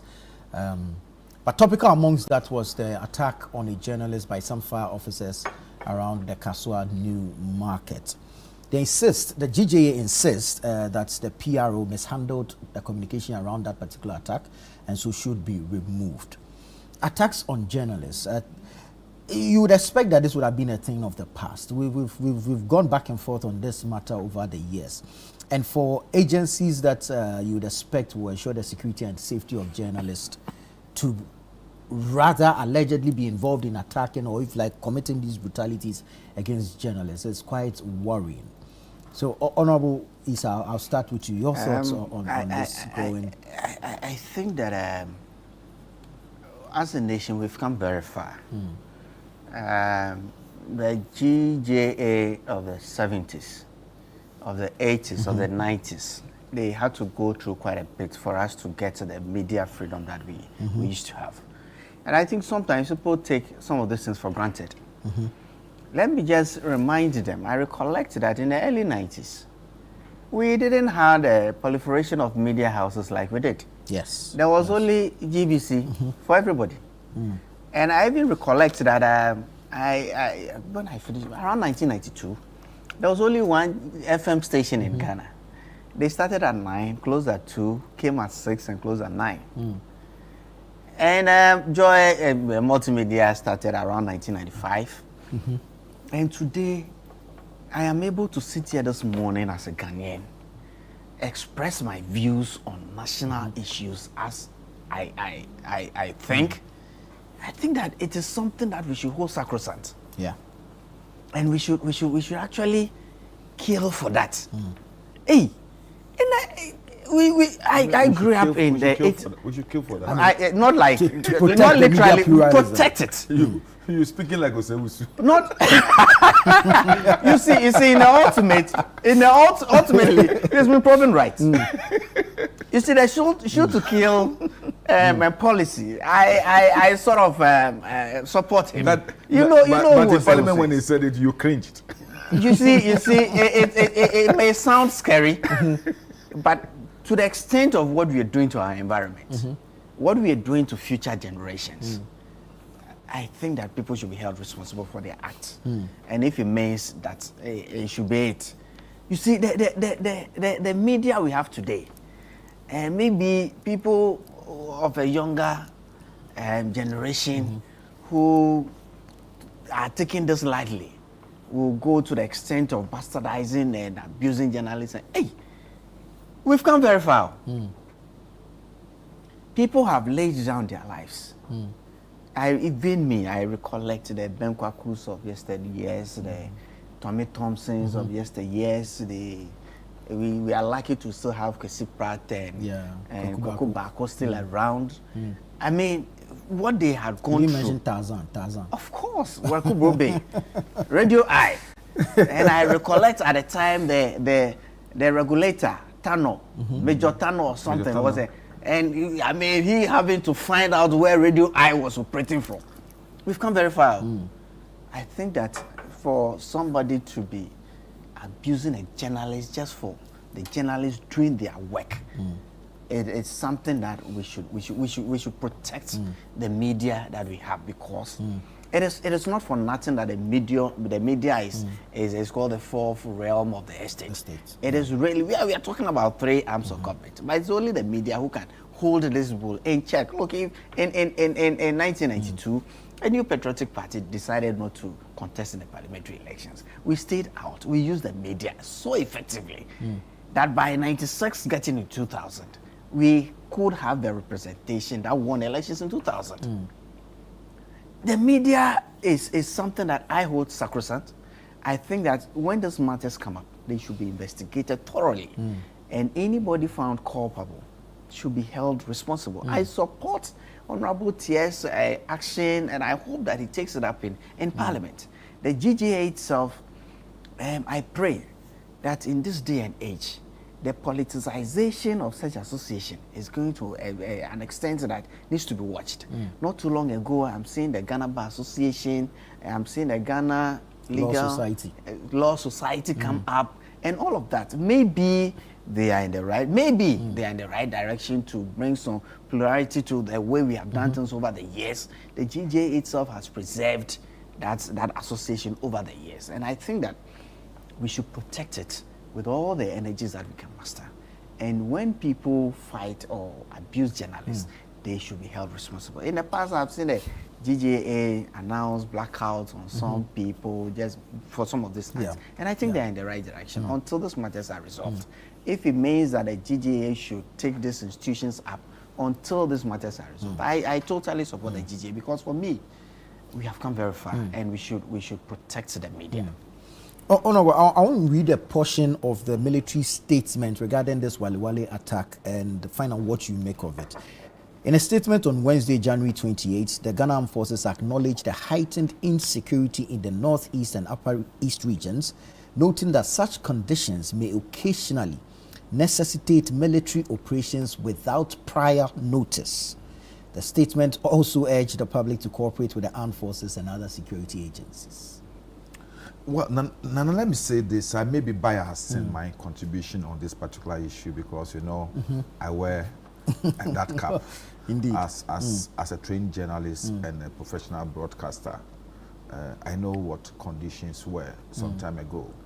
And I know sacrifices some of us have made to be able to ensure the sort of polarity and the freedom that we're enjoying today. Let me say this. Some time ago, even as a staff of GBC, that is when we have a monotony. You know, it was only GBC. Yeah. Then even as a staff of GBC, you were even scared. You understand? When you go in on air. Because within the environment of GBC, there were soldiers. Sometimes even in the studio where you are broadcasting. That's how serious it was. Yeah. You understand? There were soldiers standing there. Not to break you in, every time I have to go to GBC, this thoughts, yes. Because when you read about coups, to be able to have a coup, just take over GBC. And you know, when you enter as a visitor, as soon as you enter GBC, the first thing you see are soldiers in a bunker with the sandbags, and the guns, their rifles. You understand? So that is a sort of system that existed. And as Fuseni said, with the contribution of many Ghanaians, many Ghanaians, today we are happy to have this environment where people could easily express their opinions, express their mind, and feel free and express themselves in whatever form. I agree that sometimes these freedom become a bit too, let me say, uncontrollable. People become irresponsible in their... And what we should also understand is that the irresponsibility of one journalist could plunge a whole state into chaos. Indeed. Yeah. We have examples in Nigeria. in Liberia, Rwanda. in Rwanda, in Burundi. These examples exist. Even recently, very recently, in the United States of America. So it is important that in as much as we exercise those freedoms, we must also be responsible in the way we exercise those freedoms. But I will never, never, under any circumstance, condone, support, talk for any act of indiscretion when it comes to reaction of anybody to an expression from any journalist. What I mean here is that a journalist may err, but use the laid down procedures to address that problem. Right. Under no circumstance should you violently, reprimand a journalist or attack him for expressing an opinion that you think was not right.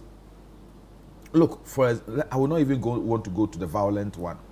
Even yesterday. Yes, yesterday. I don't know how that lady. Are you really going to go there? No. You see, no.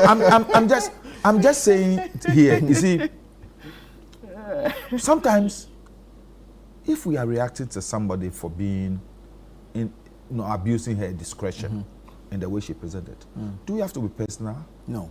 Do we have to go to a private life? No. That is what I'm.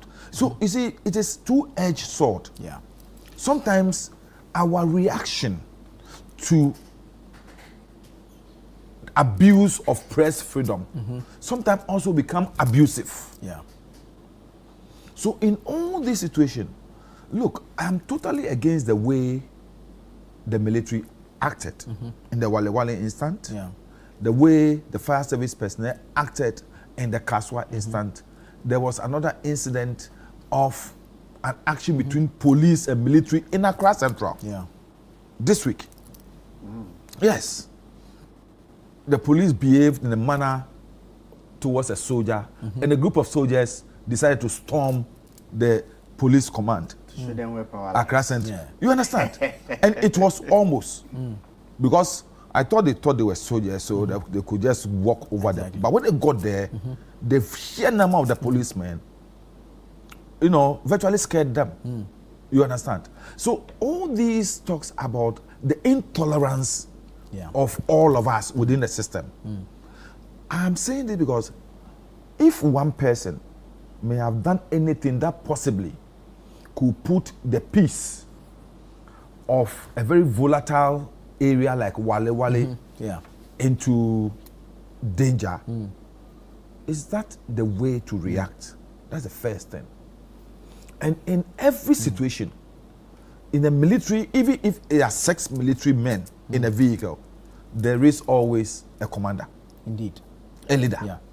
What responsible response did that commander issue for the people under his command to behave the way they behaved? Did the officer use the sort of tact and diplomacy that they are taught at the officers training school to address that problem? You understand? The men could be annoyed at the behavior of that journalist, but that is why you are an officer. What did he do in that circumstance? To calm his men down, to see whether they can take this guy to the police station, report the case to the police, so that the police can also address that issue. But when it comes to, for example, let me see what happened in Katamanto, for example. There's something, a container or something in a fire hydrant. So the fire service people decided that in order to have access to the hydrant, they were demolishing the container. Then a guy came and started fighting them. But their response was above board.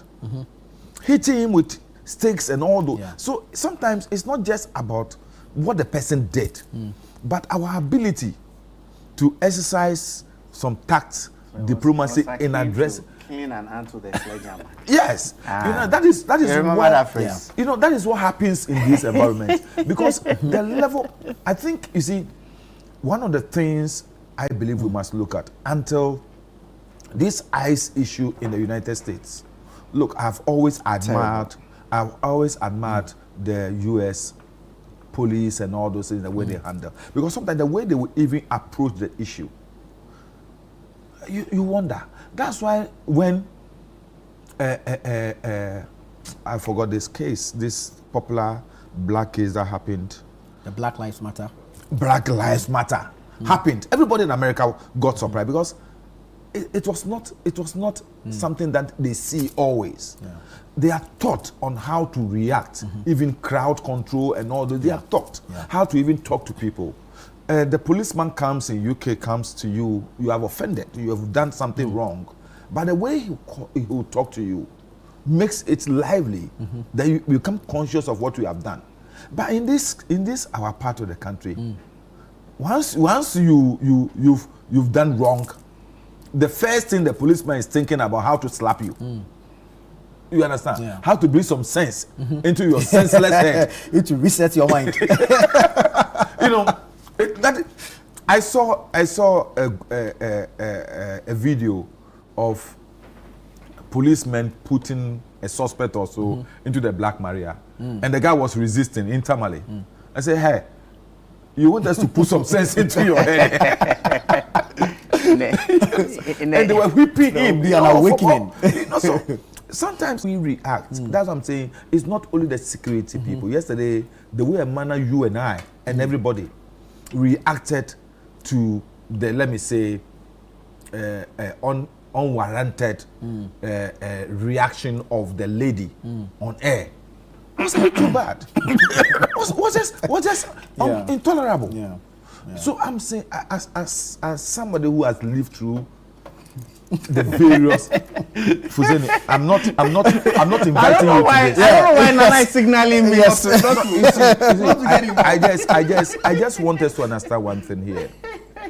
Tolerance is one of the values that all of us must try to imbibe.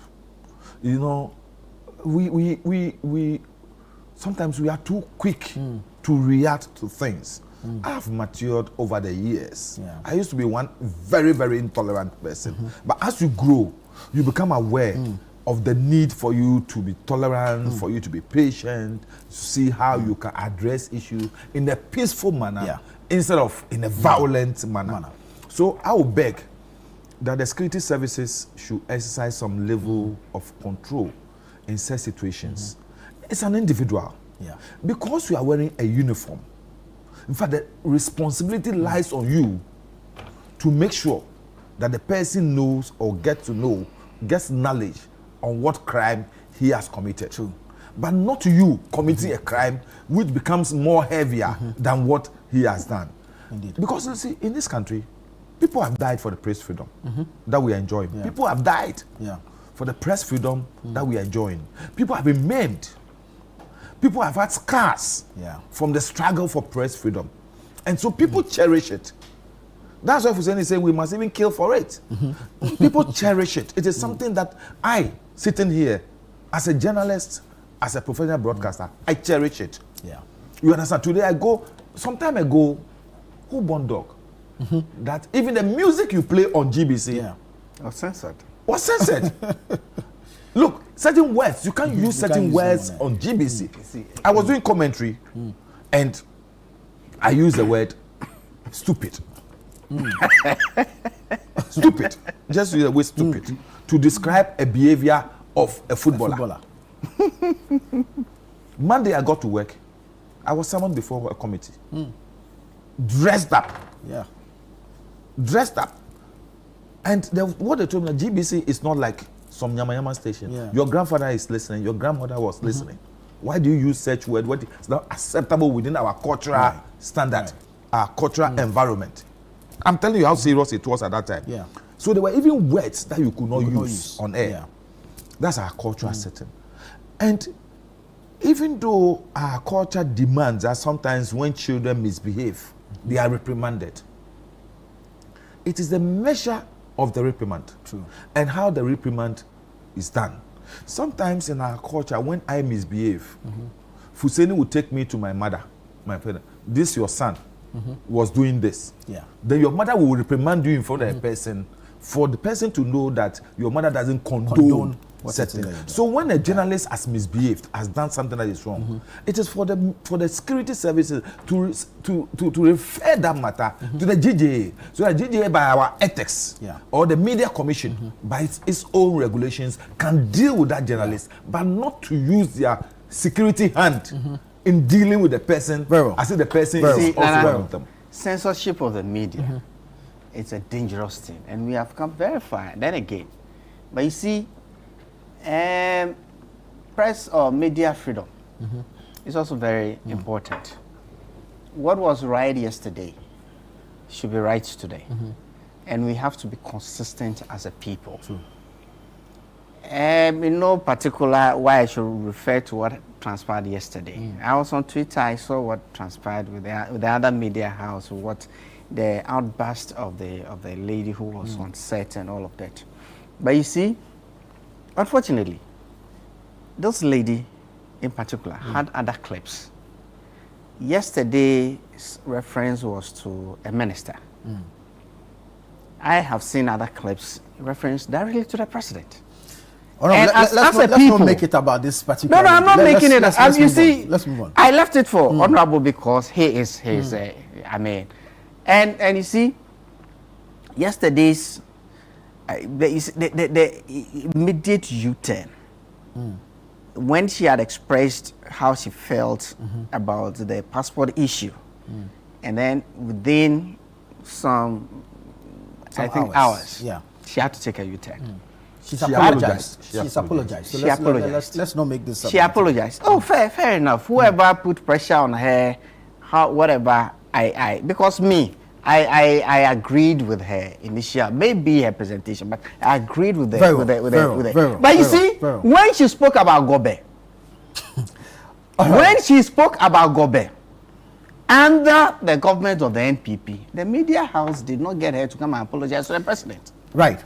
That's done. Honorable, there's a message here. The people go into a life like that. There's a message here from Mystic Wonder inside in Sawam. You see, I'm saying this because you said it was a double-edged sword, and I agree with you. Journalists or media people should also be responsible. We should act responsibly. That's it. We're told that we can guarantee you freedom of speech, but beyond that, guarantee freedom after speech. Speech we can't. Very well. But you see, let's do some NPP politics now. After that.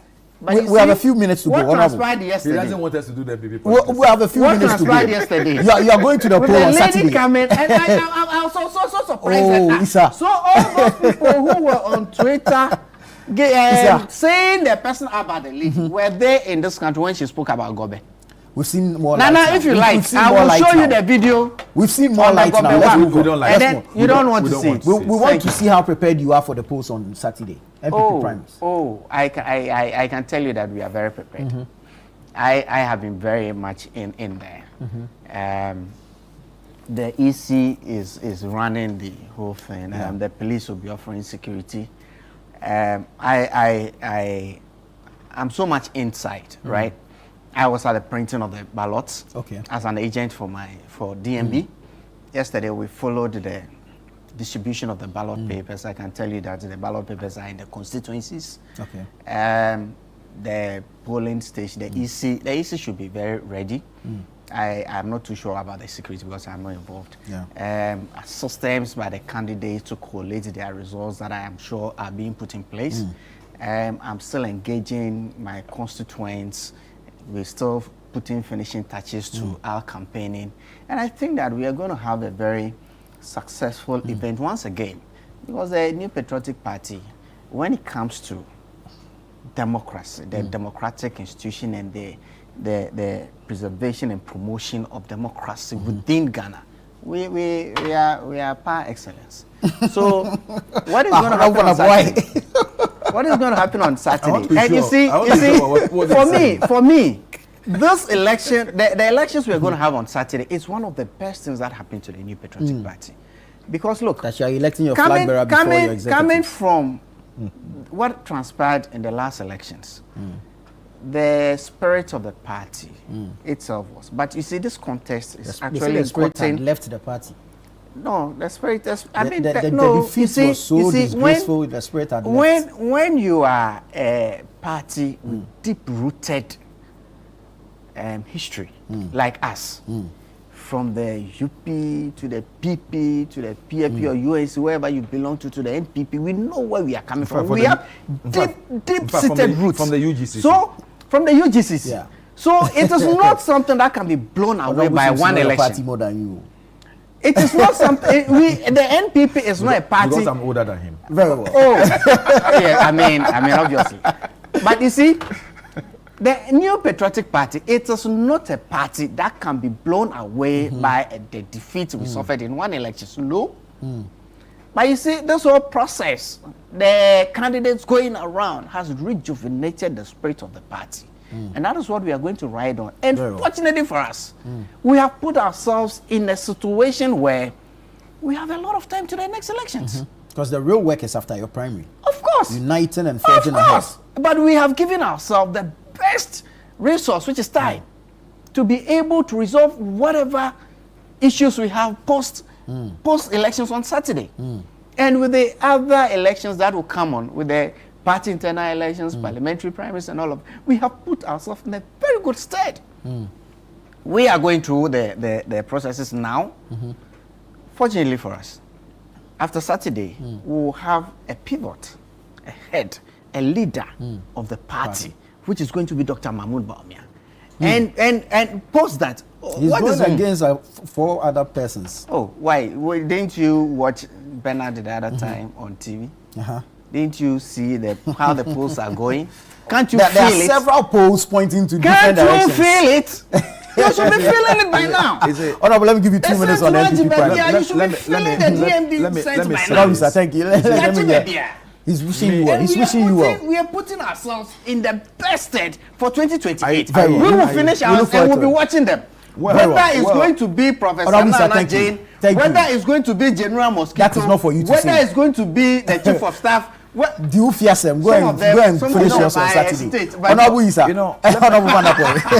let me say this: sitting here as a political strategist, and from the NDC, whatever happens on Saturday is very important to me. True, because it will inform even our governance from now to the end of the 4 years. So I wish that it will be peaceful. It will be without any problem. Then we can have somebody emerging as the leader of the MPP. And then you can have DMP emerging as why would you want to put words in his mouth? He knows it, but he's trying to. He knows it. Yeah, he's feeling it. Well, he's the one I'm expecting. You see? Because I want him to because you make the work easier for you. Easier for me. If you do the work easier for me. You know, so it's important. If anyone in NDC should think that whatever is going to happen on Saturday is not important, because it will impact on our strategy, on our planning and everything from now until 2028. But you see, the MPP are making one mistake. Let me be frank with you. If Hussein said they will have time, I swear the action they have taken rather will cost them. Will cost them. Do you know why? What is going to happen is that the party will fracture. Let me tell you this. You see, as soon as one is elected as a flag bearer, what it means is that his supporters are going to be the ones who will form the national executive, the constituency executives, branch executives. It's going to go that way. Okay, I'm telling you, because you see, one of the reasons they cited for this particular strategy was that sometimes you have an executive who is against the flag bearer and sabotages the flag bearer. So the intention now is to have a flag bearer and his supporters will now take over the executive positions in the party. Not necessarily. You see, when you go into the constituencies. No, it is something. As a political strategist, I sit back and I say, look, this is what they want to do. They want to have a flag bearer, and then dependent on who supported him to be flag bearer, he will use his influence to make that person executive. So he will be comfortable working with the group. I'm being frank with you. One of the main, and this is the same thing. Time is up. One of the main. This is the thing that Professor Frimpong one of the main drivers have expressed regarding the delegate system. The delegate system. One of the main drivers of these political institutions are for internal factionalism. They are the main internal contests like this are the main drivers for the survival of these institutions. And when you go into the constituencies, look, there are constituencies that I'm working in where they are divided in the middle. But when it comes to this contest, they have this faction is coming with this faction, working for this candidate. They are coming together. So there will be unity after the that is the health relationship we need. Thank you so much. Thank you so much. Our time is up. Should stand well. We'll have to leave it here. But thank you so much. This has been the News Review segment on Breakfast Daily. Please don't go away. The show continues after this.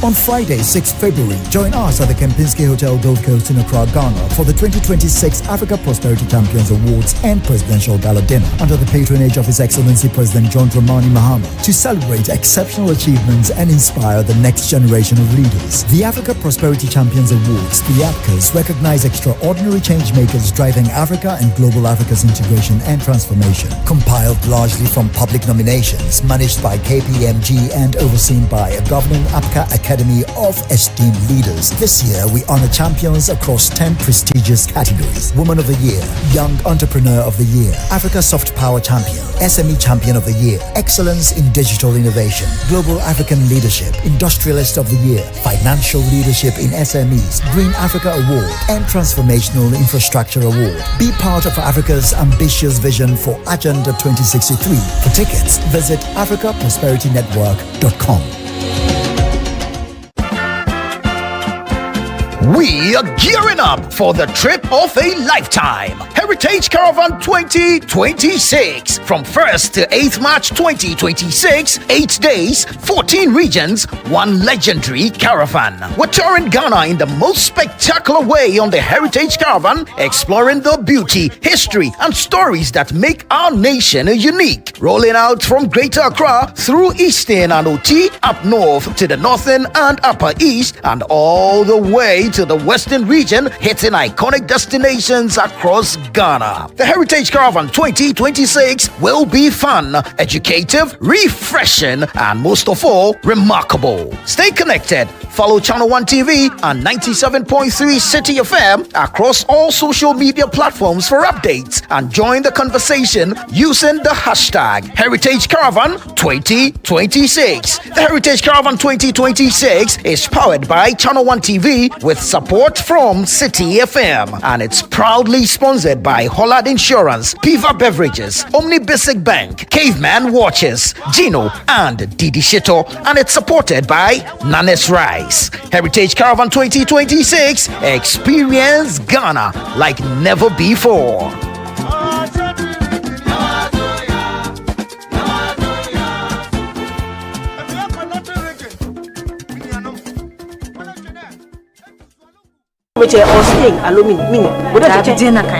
Abstain. Why abstain? I have been seeing through your shenanigans all night. I thought I told you that I didn't want to see that girl in this house again. A mixed bag of emotions and incidents, Ghanaian family and intergenerational drama. Some not so good.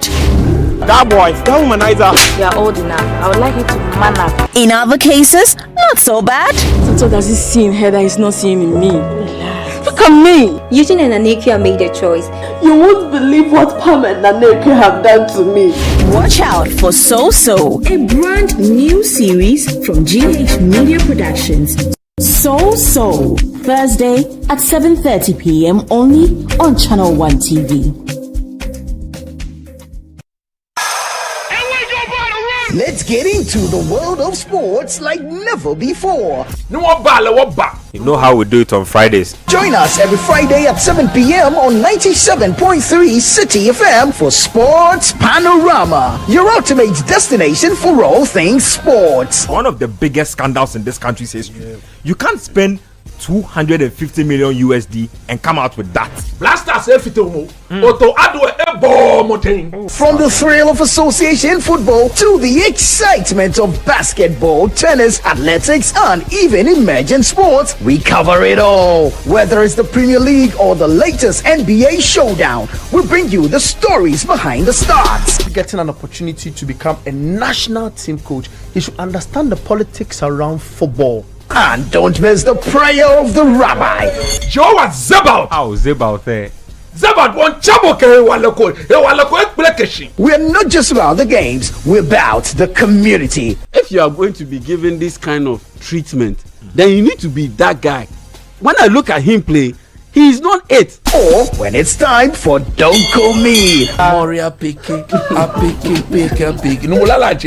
Join the conversation as we connect with fans across the country and beyond. Watch the latest updates, send us your thoughts, and we'll feature your comments live on air. And remember, we like to hear your predictions for matches and your thoughts in general. Think you know who's going to win? Let us know. Big shout outs to my YouTube people. Tune in every Friday at 7 p.m. only on 97.3 City FM. Sports Panorama, where sports come alive. Minke man bi moni nyo Kofi Adam no mai kami. Matwale. Man ke la ke no ya ne. Meneke. Fe mo sha ko ba club fe ke DJ. Ni wo hia ka wo she. Ye Yesu gba mi. Amen. Sports Panorama, your weekly sports fix. Don't miss out on the action. Sports Panorama. Catch the excitement every Friday. Welcome to the Health Quarters Ghana, where medical science meets everyday life. Join Dr. Gideon Assan and the irrepressible Clemento Suarez as they tackle health issues. My name is Dr. Gideon Assan. I have with me here my co-host, Clemento Suarez. I knew how it felt anytime I started to feel the pain. Whether it is hernia, breast cancer, cataract, or infertility, the show brings together victims to share their real life stories and experts to debunk myths. If you wear cotton supporter, and they be a pampers and a benwa or bosom. Hey. So you see, instead of it being raw egg, I done it because you animal. Make a date with us every Sunday at 4 p.m. on Channel 1 TV. Don't forget to subscribe on YouTube and all social media platforms at Health Quarters Ghana.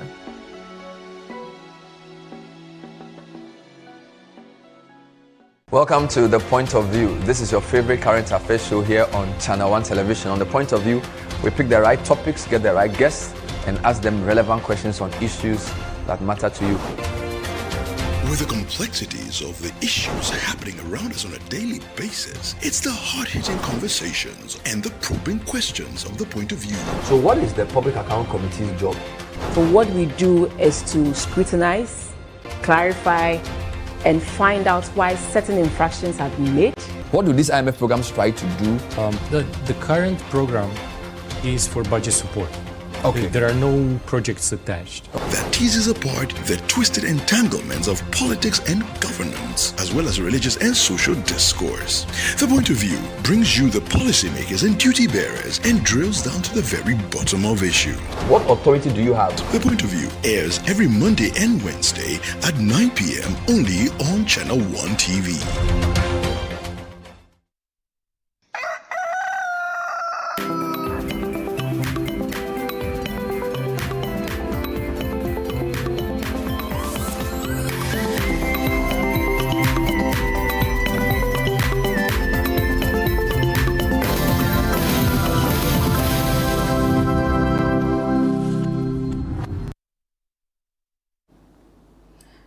Everyone, you are welcome to Breakfast Daily right here on Channel 1 TV. We're excited to be here with you this morning. As you all know, Nanatu Fobwatson started up the show with some politics, and now we are getting into, something lighter, by going into our communities, having interviews, having different talks and all of that, and we hope that you enjoy the show. My name is Chris Carter. My name is Philip Nilate. Chris, I actually enjoyed the newspaper review and the entire conversation, but the latter part got very exciting when Fuseni was saying that, okay, fine, it's going to, the JMB DMB, that is Dr. Bawumia's scent is everywhere. And he also indicates that he's the one going to win, and the NDC should watch out. And Ilante Van der Poel said that, oh, it's Bawumia they want for the 2028 elections. So it's just interesting. But mind you, this weekend, Saturday is going to be the polls. Yes. And we are going to bring you live coverage here on Channel 1 TV from start to finish to when the declaration will be done. But I'm sure you are also enjoying Made in Ghana rice, because it's very important. We've been talking about this on the show for a very long time, that you'd have to eat Made in Ghana rice. And that is a campaign we are championing here at Channel 1 TV. So eat Ghana, build Ghana. The power to build Ghana is right on your plate. So you go out there, whatever rice you want to buy Made in Ghana rice, because you want to create jobs for the farmers. You want to get most of the youth into the farming industry or the agri industry, and also avoid or get food glut out of the system. We wouldn't want to have a lot of rice being harvested and we are not getting people to buy. So this is a campaign we are championing here at Channel 1 TV and also City 97.3 FM. And this is in partnership with Agri Impact Limited, MasterCard Foundation, and the 24-hour economy or the policy. Yeah. All right. And remember that the Channel 1 News app is live. So feel free to download it by heading straight to Google Play Store, and you can just see it right there and download it. What is interesting about this is that you can actually access the news and all the information that we have for you coming from Ghana and beyond on that app. So definitely, if you love Channel 1, if you believe that we don't put out, fake news, and we have all the authentic news and tell you stories as you want them to be told, then go out there on the Google Play Store and download it. And you can access it anywhere you are in the world. And as we are talking about it, we are moving straight into the trends. And if you had the Channel 1 News app, I'm sure that by now you know that the Kwesi Arthur Grand App Chale issue is not ending anytime soon, because there is an update to that particular issue. And now Grand App Chale and founder of Glenn, that is the founder, that is Glenn Boateng, has filed a suit on that is yesterday, January 27, or 2 days ago, January 27, 2026, at the Accra High Court against rapper Kwesi Arthur, seeking 10 million Ghana cedis in damages. The suit responds to Kwesi Arthur's January 21 and 22 social media post accusing the label of demanding $150,000 for his image, claiming ownership of his music and career, and threatening him, and claims that actually Kwesi Arthur made. And this is what the CEO of Grand App Chale, that is Glenn, is saying, that all these things are false. So that is a lawsuit there. We're following up keenly, but the gentleman himself is even struggling. And you've now filed a lawsuit asking for 10 million Ghana cedis in damages. That's just interesting. But like we've been doing here, you definitely follow this story keenly and bring you all the updates. But they deny the accusation, actually. Yes, for the accusations, it will definitely be denied, and I'm sure that's what has led into the So they lawsuit. denied the accusation. The points to records of over £91,000 in royalties that was paid to Kwesi, and they also said, they also gave him a Mercedes-Benz gift, and they're also asking that he has to delete the post and make a public apology. So we have comments on this. Let's bring you the comments shortly. 100 billion old Ghana cedis. Wow, low. Hey, 100 billion old currency. Why are people converting it into the old currency? When you convert it into the old currency, it sounds huge. I thought this case is over. Oh, God. This is even good for Kwesi Arthur. The signed contract will be exposed now. All Kwesi needs is a vibrant lawyer who understands the entertainment industry. Any unfair play in the contract will be exposed. Kwesi thinks social media be courtroom with plenty lawyers. Hey, Chale, if you get case, you go court there. I knew something like this would pop up. Kwesi is in big trouble. It is not easy to take care of an adult too. The only way Kwesi wins here is counter-suing because Glenn wins this one. And you know, what I read from some of these comments is that a lot of people do not understand how the law works, and especially with the one that said Kwesi needs to get a good lawyer and the whole thing will be exposed. In as much as you get a good lawyer and the whole thing is exposed, you've already signed it. You signed it. As long as you signed it, you already committed yourself to it. It was not in duress. There was no, you know, weapon put on your neck to say you should sign it. If you signed it willingly, then, you know, it stands. In as much as they can bring 30 lawyers to put it out there. What's the lawyer going to say? That, oh, okay, you were ignorant then. Maybe that's what they'll say, but does that count? No. It's serious. So, well, we'll be following up keenly, and we'll be telling you what is happening. I'm sure the upcoming artists will definitely take some cue from these issues in the coming days. Should you want to sign a contract with a producer, you'd want to go through the lawyer, or you want to get the lawyer to peruse that particular document before you pen. Else, maybe you'll be having challenges like what Kwesi Arthur is having now. Chris, which other trend do we have on? CAF releases today? sanctions for finals misbehavior. This was all over social media. And CAF's disciplinary board fined Senegal $615,000 for fan misconduct, player walk-off, and unsporting behavior, while suspending coach Pap Bonet-Tiao for 5 matches and attacker Iliman Sheikh Baroy Ndai and Ismail Sarr for 2 each. And Morocco also faced $315,000 in fines for ball boys' antics, staff storming the VAR area, and fan lasers, with Captain Ashraf Hakimi banned for 2 matches, 1 deferred, and Ismail Sabiri sidelined for 3 plus $100,000 fine. The board rejected Morocco's protest to strip Senegal's title, confirming them as champions, though the penalties will impact both teams' World Cup qualifiers. Well, and finally, another one, and this is on the tech side of things, especially people who use social media. Obviously, we can all see what's going on in America with, you know, President Trump being the president right now, and how things are changing. So this is for TikTok users. If you're a TikTok user, or you know people who use TikTok and in America, we all know that, you know, an American company has now acquired the rights of TikTok in America. So basically, this does not affect anyone in any other place, like say Australia, Africa, Europe, and, you know, anywhere that's not America. This just affects Americans.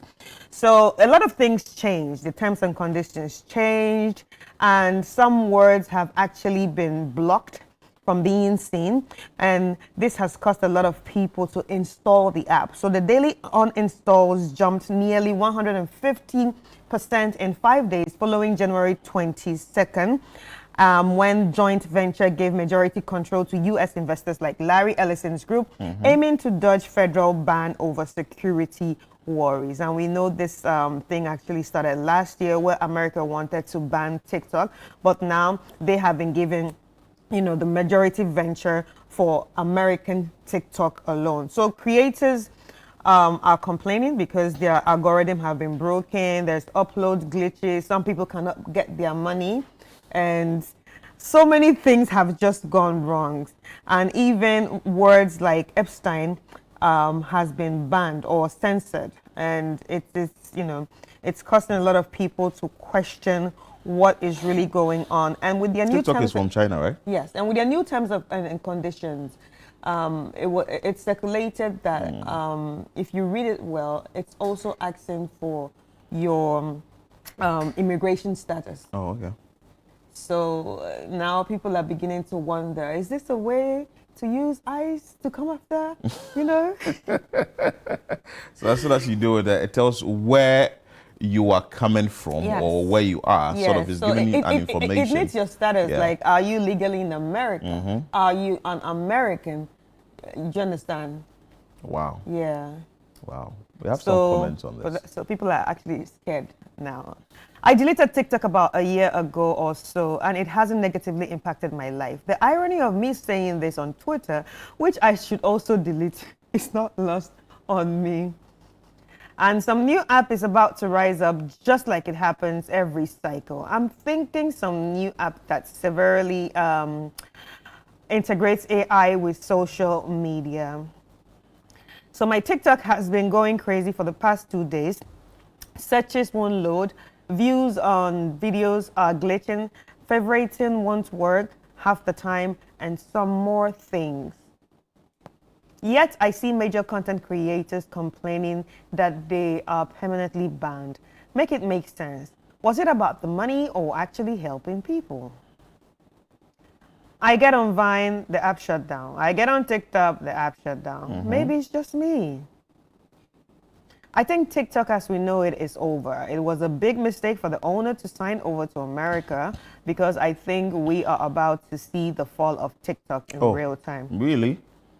I think it's just going to, the fall of TikTok, or what they feel as the fall of TikTok, is just going to happen in America. It's not happening to people in Africa. But I'm thinking now that this sort of issue is happening in America, this should be the time that, you know, China should say that let's pay African creators.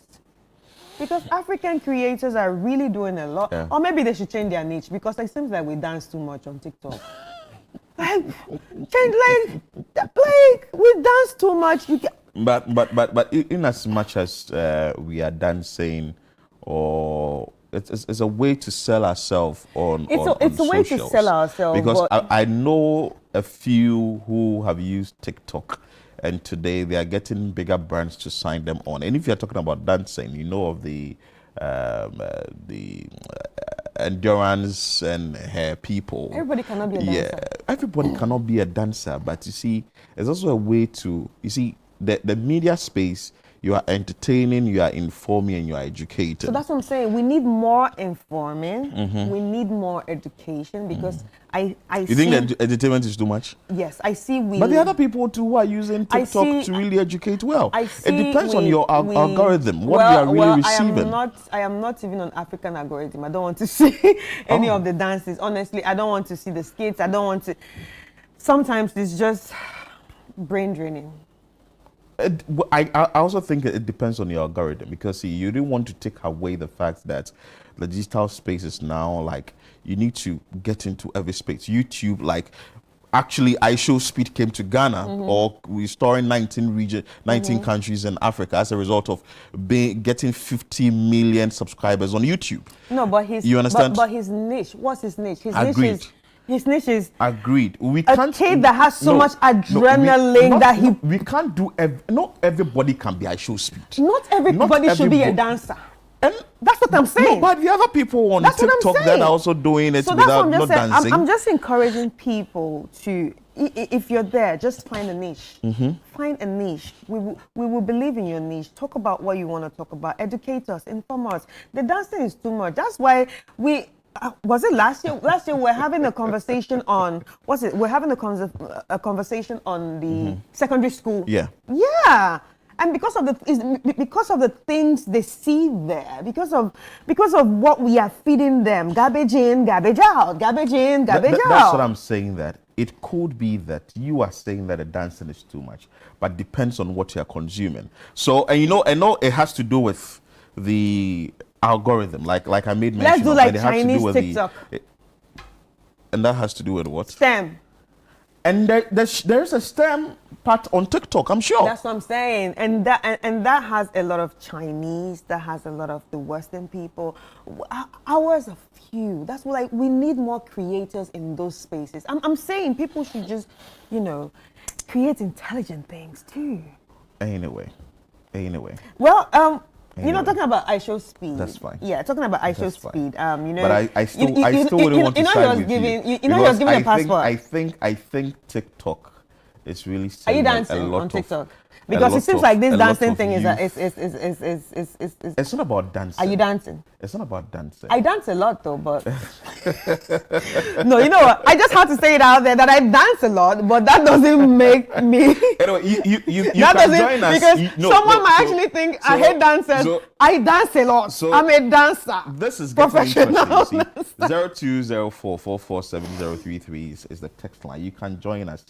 I want to find out from you. Do you think that the TikTok, what we have right now, you are saying that our algorithm is really showing us a lot of people who are dancing, or you think that there are other things that apart from are the very dancing, education? I think that education also runs through in there, because I've seen people who would want to teach you a few things about procurement, would want to teach you a few things about health. No, see, would want I to understand teach you a perfectly. few things I about really economics. understand you, but what I'm saying, can we have more of that? No, and sometimes we also need to do a research and look at what people are consuming.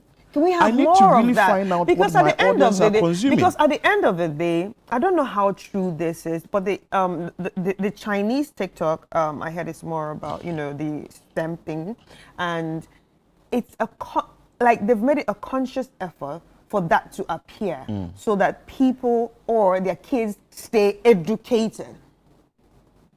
But you know there is this diversity, there is fragmentation, there is you need to also come in with the fact that you need to know the behavior of that particular audience or that consumer who is consuming that content. It comes in with demography.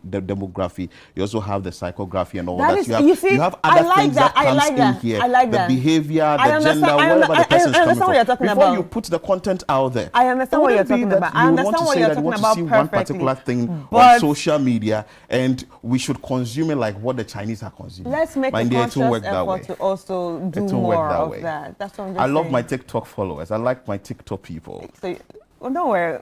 Sometimes you know what? I will just buy it. Tomorrow I'll bring the tripod. We will dance here. Tomorrow is Friday. We'll dance. Tomorrow is Friday. And you know, sometimes when you're stressed out, you are really tired, you go on TikTok, you definitely get something to make you happy, and you can go to bed well refreshed. You see, people create content to, like I indicated, to entertain, to educate, to inform. So you wouldn't want to have, let's just do the education. I'm not saying that. I'm just saying let's have more of it. So there is this thing called the UGT, that is it has to do with the gratification.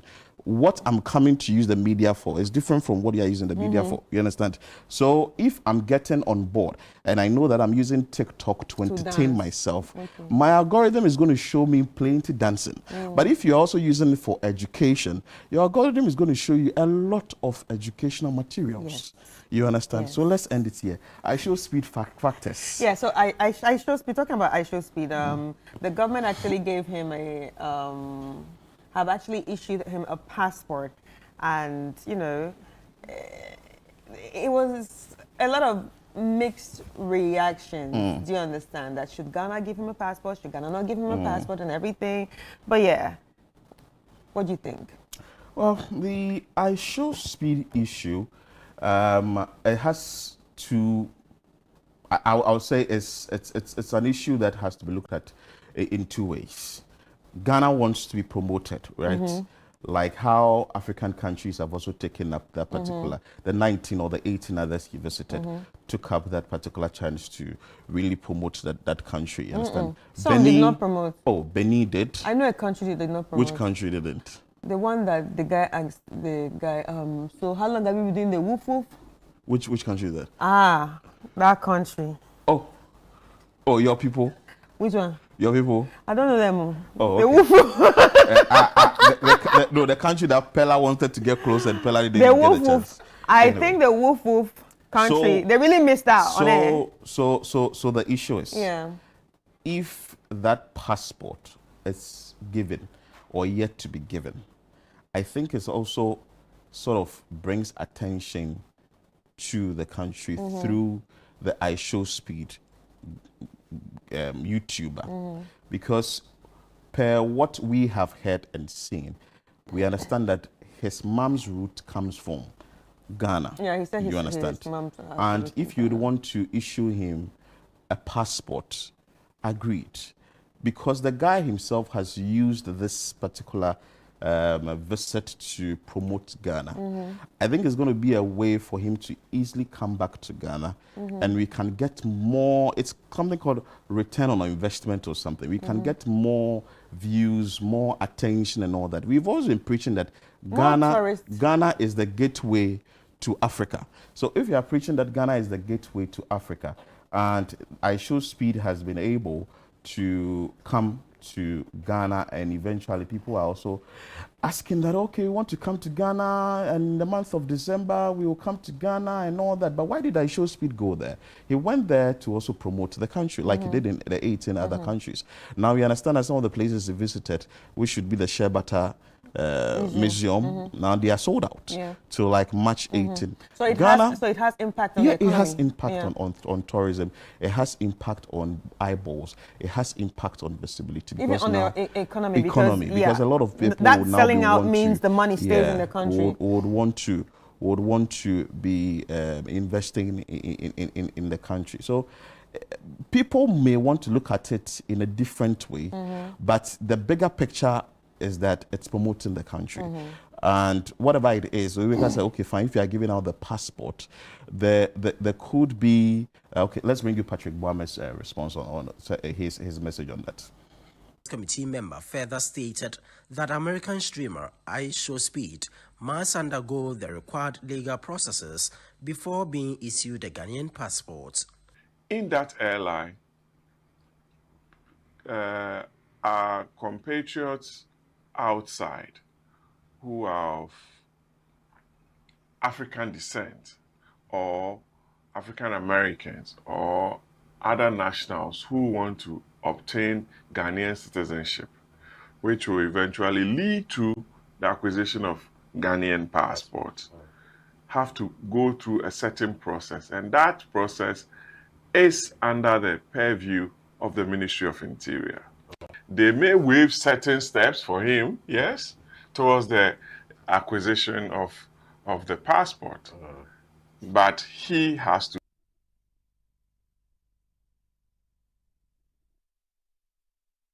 So that is it. iShowSpeed with comments around it. Let's bring you the video of the day.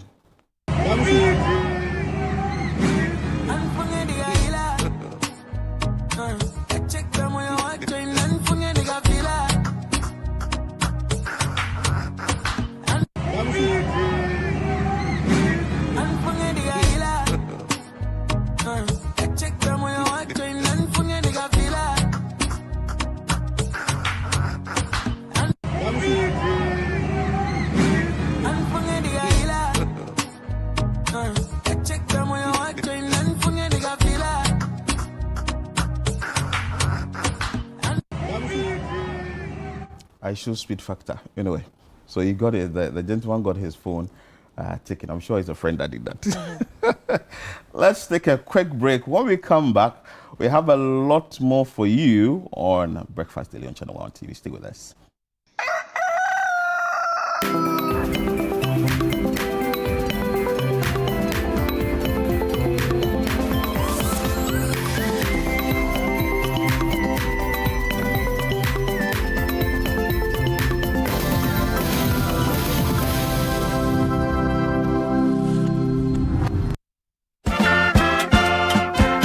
We are gearing up for the trip of a lifetime. Heritage Caravan 2026. From 1st to 8th March 2026, 8 days, 14 regions, one legendary caravan. We're touring Ghana in the most spectacular way on the Heritage Caravan, exploring the beauty, history, and stories that make our nation unique. Rolling out from Greater Accra through Eastern and OT, up north to the Northern and Upper East, and all the way to the the Western region, hitting iconic destinations across Ghana. The Heritage Caravan 2026 will be fun, educative, refreshing, and most of all, remarkable. Stay connected. Follow Channel One TV and 97.3 City FM across all social media platforms for updates and join the conversation using the hashtag Heritage Caravan 2026. The Heritage Caravan 2026 is powered by Channel One TV with support from City FM, and it's proudly sponsored by Hollard Insurance, Piva Beverages, Omni Basic Bank, Caveman Watches, Gino, and Didi Shito, and it's supported by Nanes Rice. Heritage Caravan 2026, experience Ghana like never before.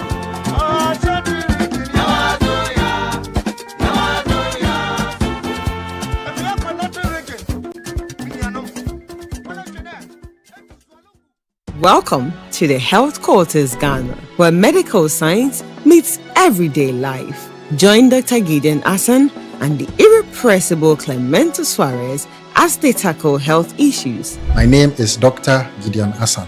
I have with me here my co-host, Clemento Suarez. I knew how it felt anytime I started to feel the pain. Whether it is hernia, breast cancer, cataract, or infertility, the show brings together victims to share their real life stories and experts to debunk myths. If you wear cotton supporter, and there be a pampers and a benwa or bosom. So you see, instead of it being raw egg, I done it because you know. Make a date with us every Sunday at 4 p.m. on Channel One TV. Don't forget to subscribe on YouTube and all social media platforms at Health Quarters Ghana.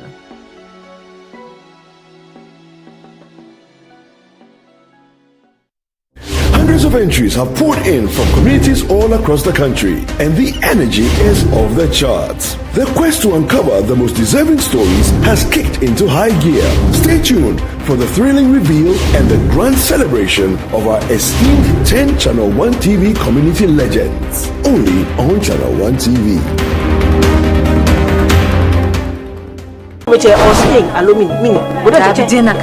Abstain. Why abstain? I have been seeing through your shenanigans all night. I thought I told you that I didn't want to see that girl in this house again. A mixed bag of emotions and incidents, Ghanaian family and intergenerational drama. Some not so good. That boy, that womanizer. You are old enough. I would like you to man up. In other cases, not so bad. So does he see in her that he's not seeing in me? Look at me. Eugene and Anekia made a choice.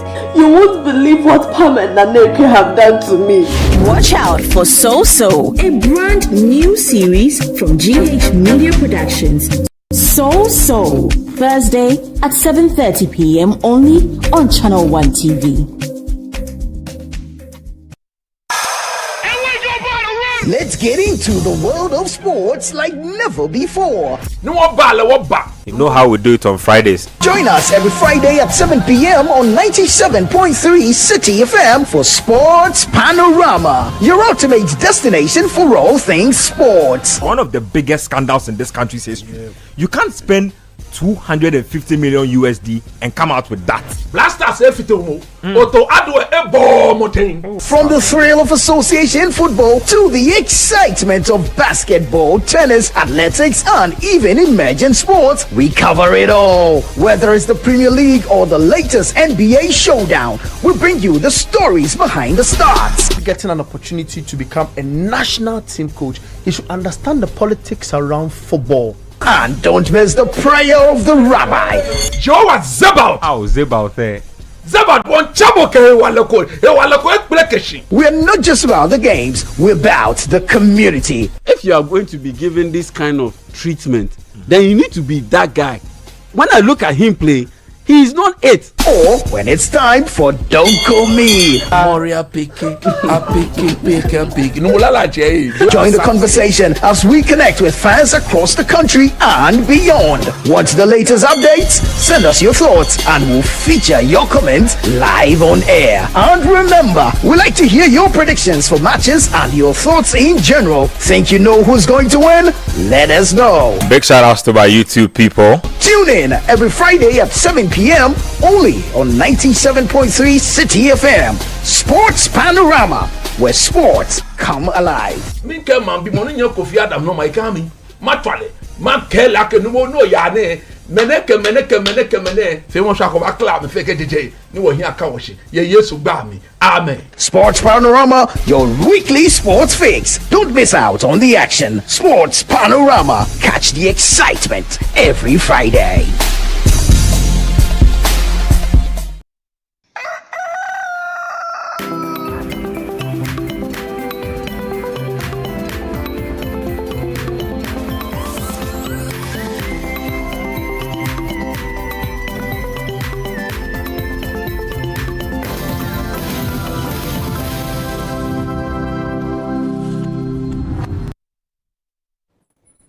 Grateful that you stayed with us here on Breakfast Daily on Channel 1 TV. Let's now talk about a very exciting program that will be coming up on the 30th of January 2026. And this has to do with the Captains of Industry Soiree and Awards. In studio for us to talk about this is the Global President of KNUST Alumni Association, Dr. Herman Yobo Adai, and also Alexia Akuba Mensah, who is a member of the Alumni Association, KNUST. You are welcome, ladies and gentlemen. Thank you. Okay. Thank you. Doc, let me start with you. When we talk about the Captains of Industry, what is the event about? What is it actually about? Okay. So this is a special event. It's the brainchild of the Vice Chancellor and her management team. And it was basically from their perspective to say that over the lifespan of KNUST, many individuals, including alumni, organizations, etc., have been very supportive to the university. And the university had not taken the time to officially recognize all that support that has been coming through. So they thought that it would be good to create this platform where we appreciate and celebrate all that support that is coming through, and also use it to inspire for more support for the university, because obviously we know the value of KNUST to the country, to the continent, and to the world. Yeah. And I mean, even for what we are having here, for the lights to be on, water to run, everything, Yes. I mean, we actually engineer the country. So that kind of support is really befitting, and it is also important that we appreciate it when it comes. So it's just a platform to celebrate all the support we've been receiving so far, and also use it to inspire for more support into the future. Yeah. Oh, that's interesting. So this is not tailored to a particular year group? No, not at all. Which year Cuts group across. are you? 97. 97? Yes. Wow. What program did you do in school? I read pharmacy. Pharmacy? Yes. Oh, nice. Yes. How was school like for you? Tech is beautiful. I mean, that's Before I'll come to Alexa, because I think you are the younger generation of the school. Yeah. No, tech, I mean, in our day, it was like, that was the party house. Okay. Oh. Yes. I mean, if you are. Which hall? I was in Queen's Hall. Oh, and you know, tech, we mix and match beautifully. So you have friends from every hall. I mean, tech was beautiful in the sense that, to start with, the campus is green and beautiful. Yeah. Social life is great because we don't run away and go home every weekend. So weekend we are there Yeah, together. our campus. Yeah. There was a very good balance for all those difficult programs that we were studying. There was a good balance with social life as well. Lectures related very well with us. So it was just a beautiful place to be, I would say. And it created also the opportunity for many new things to come up, because you had the latitude and the space, people creating new programs, events. Those days we didn't have all this digital stuff, so the notice boards were the go-to place. Yes. You always have to go and look at what is happening there. And else you'll miss there out. were ingenious ways. I mean, the cartoons. So the story is the news story, and yet somebody will take time and curate it into a comic with the cartoons. Wow.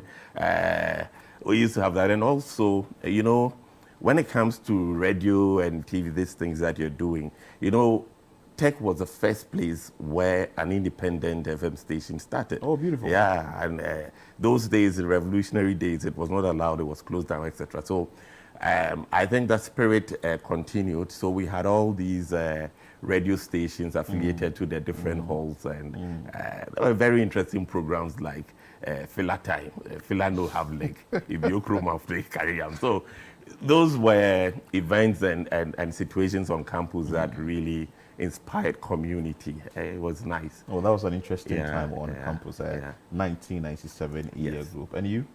2024 year group. Oh, 2024. Yeah. Last 2 years. Yeah. Okay. So Gen Z. Yeah. How was campus for you? Like on so campus was quite fun, and so unlike his year group, obviously we had the digital space, we had social media, so that's why we got dancing too much on TikTok. It's to release stress. It's to release stress. Yeah. Thank you. Continue. So so for my year group, unfortunately, we had COVID hitting. We had there was a clash between Kat and Kunti, so we had a ban on social activities on campus.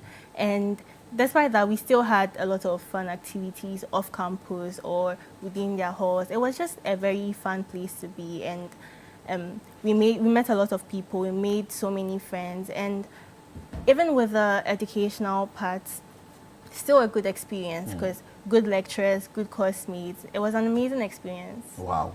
So now let's talk about why you chose to be part of this Captains of Industry event, 2024 year group. You chose to be part of this event. So one thing I've noticed with the younger generation is that we are not actively involved in the Alumni Association. Beautiful. And I do not know why. I would like to think it's because they are not really enlightened on the fact that they could be part of the alumni. Maybe they feel like they haven't reached the point where they can make a change. And I believe that they could start by offering their time, volunteering for stuff like this. And me personally, I found it as an opportunity to, first of all, network and meet new people.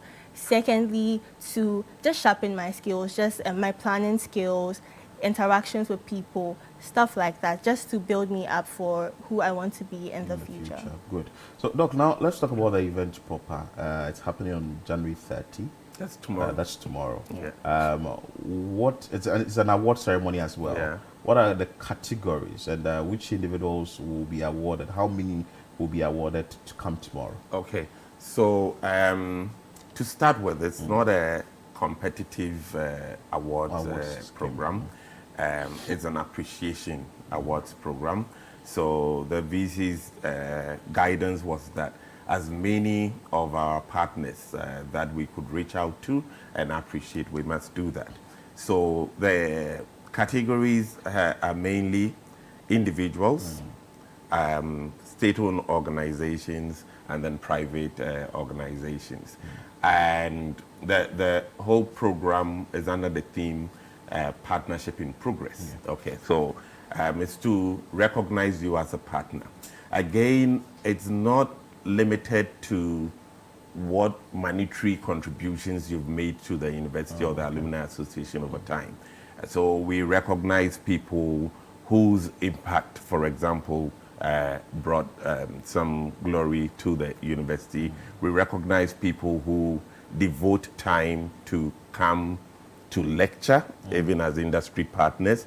We recognize those who devote time for mentorship and other support programs on campus. So it's varied, and we are not categorizing the awards in that way. We're just saying that if you're supporting in your individual capacity, the school wants to recognize you.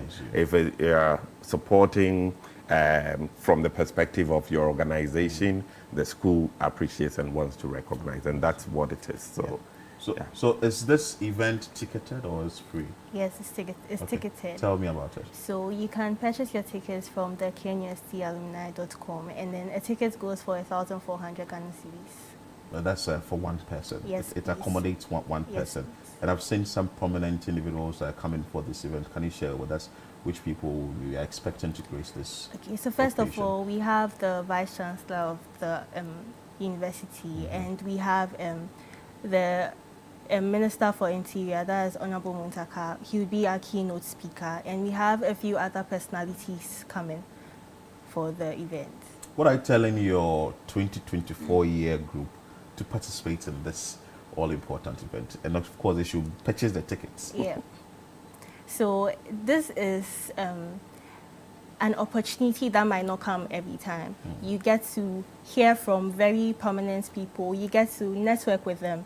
And I believe that we are not too young to start taking these steps. We are not too young to start making a difference in our communities, in our previous schools, because we might not be old enough to mentor the older ones, but there are still younger people in the universities looking up to us. So it's a chance we have to take to get involved in the alumni, get involved in programs like this, and then take proactive steps to make a difference. Doc, venue for this event? It's at the Labadi Beach Hotel, Umanye Hall, and of course, there's a pre-event cocktail as well. So from 6 till the event starts, we'll be out there mixing and mingling. Yeah. The drinking is what also time exactly is it started? So the cocktail starts from 5:45, and then at 6:45 we start the main event in the hall. Beautiful. Yeah. Any final words from you, yourself, and yeah. So I want to take the opportunity to invite our stakeholders and benefactors to really purchase a ticket and come. More importantly, for us to meet each other. Some of the people, it's been so long since I'm I sure last met them. 1999. It's been long. You've not 97. Seen some, 97. Yeah. You've not seen some of your. Yeah, some of the people I've never seen them. So it was nice. A friend of mine told me that he just came in from the States, and so we'll meet there. Oh, you meet there. And I think, I'm looking forward to that. So I am trusting that people will create more of such connections, and then let's all meet there. It helps in networking too. Yeah. 2024 year group. When last did you see some of your colleagues? Oh, it's recently. We are quite fresh. So, and then now we have social media, so we keep in touch. The digital space is helping you. Exactly. Doc, thank you so much. So we spoke to Dr. Herman Yabo Adai, this is the global president for the KNUST Alumni Association, and also Alexia Ekuba-Mensah, who is a member of the association, that is the KNUST Alumni Association. Make sure that you participate in this exercise or this event tomorrow as the Captains of Industry Soiree and Awards. And as she indicated, it's ticketed. Before we go, any number they can call to make reservations or? I think the best location will be the website. The website. KNUSTalumni.com. www.knustalumni.com. So as soon as you go there, the landing page says purchase a ticket for the Khoisan, the Captains of Industry. Beautiful. Okay. Thank you so much. Right. Thank you. Let's take a quick break and bring you this soothing voice of Ekwa music.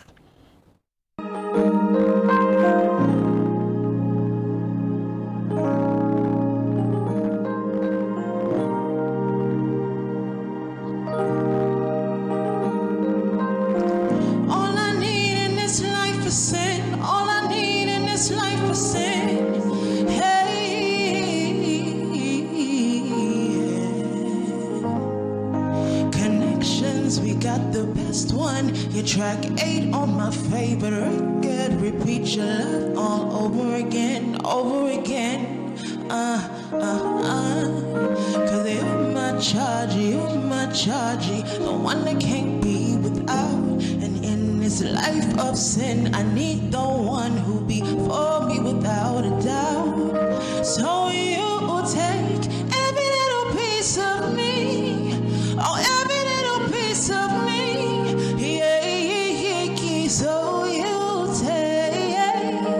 So you take every little piece of me, every little piece of me, and you're my connection. All I need in this life is sin. All I need in this life is sin. I'm rolling and I ride with it. I'm rolling and I ride with it, and I promise not to lose. You It's me and my boyfriend. I like mine tall and dark skin, sweet melanin, chocolate fragrance is a big win for me. And after hours, can you replay our same song? Cause I feel it.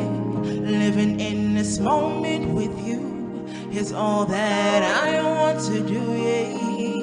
So you take every little piece of me, oh, every little piece of me. Hey, you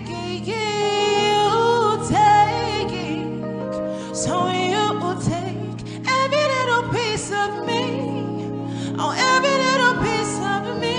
Yeah, yeah, yeah. And you're my connection. All I need in this life is sin. All I need in this life is sin. Hey, I'm rolling and I ride with it. I'm rolling and I ride with it. Yeah, yeah. And I promise not to lose. You're still my favorite news. In this life of sin, it's me and my boyfriend. And all I need in this life is sin. All I need in this life is sin. I'm rolling and I ride with it. I'm rolling and I ride with it. Yeah, yeah. And I promise not to lose. You're still my favorite news. In this life of sin, it's me and my boyfriend. Yeah, yeah. And all I need is me and my boyfriend. All I need is me and my boyfriend. Yeah, yeah. And all I need in this life is sin. All I need in this life is sin.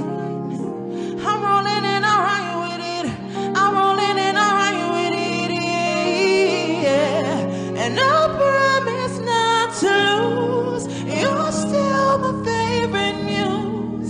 In this life of sin, it's me and my boyfriend. No, and all I need is me and my boyfriend. All I need is me and my boyfriend. No, all I need is me and my boyfriend. All I need, you're my connection. You're my connection.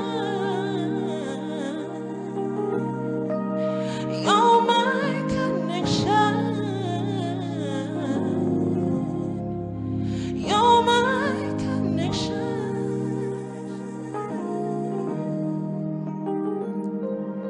Connections, we got the best one. Your track 8 on my favorite record.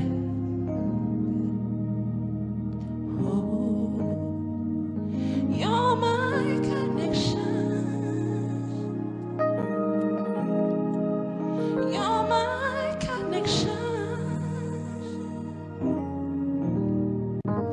You're my connection. You're my connection.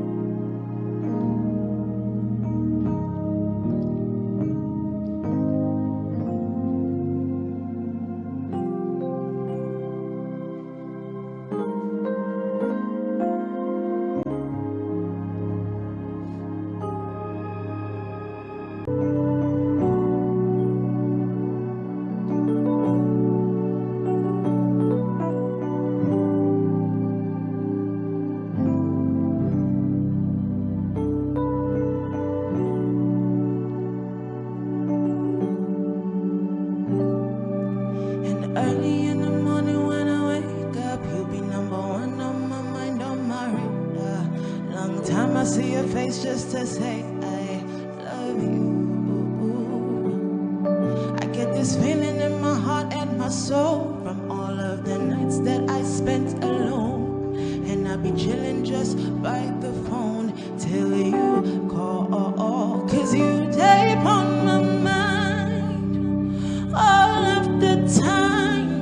You day upon my mind. Oh, you day upon my mind. 'Cause you day upon my mind all of the time. You day upon my mind. You day upon my mind. I miss you bad, and I cannot lie. I will not lie that I miss you bad. I miss you bad. I miss you bad, and I cannot lie. I will not lie that I miss you bad. I miss you bad. 'Cause I know you're hurting, baby, but I never thought you'd do me like this. On the low, you got me falling so deep. No, be lazy, then you make me complete.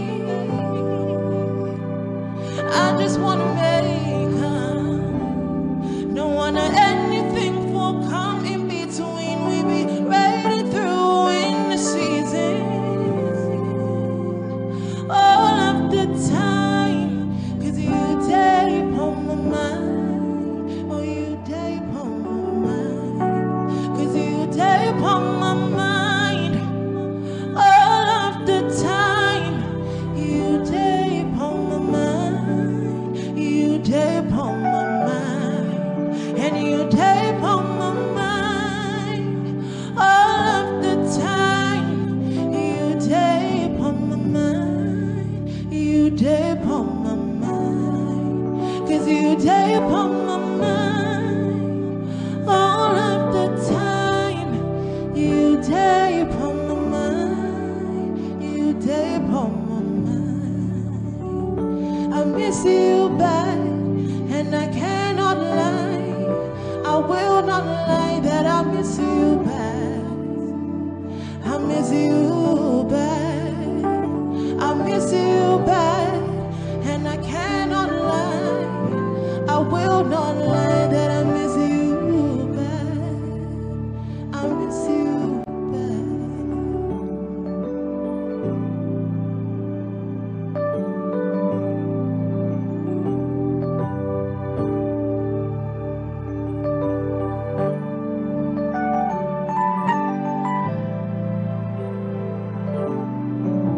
I will not lie that I miss you bad. I miss you bad.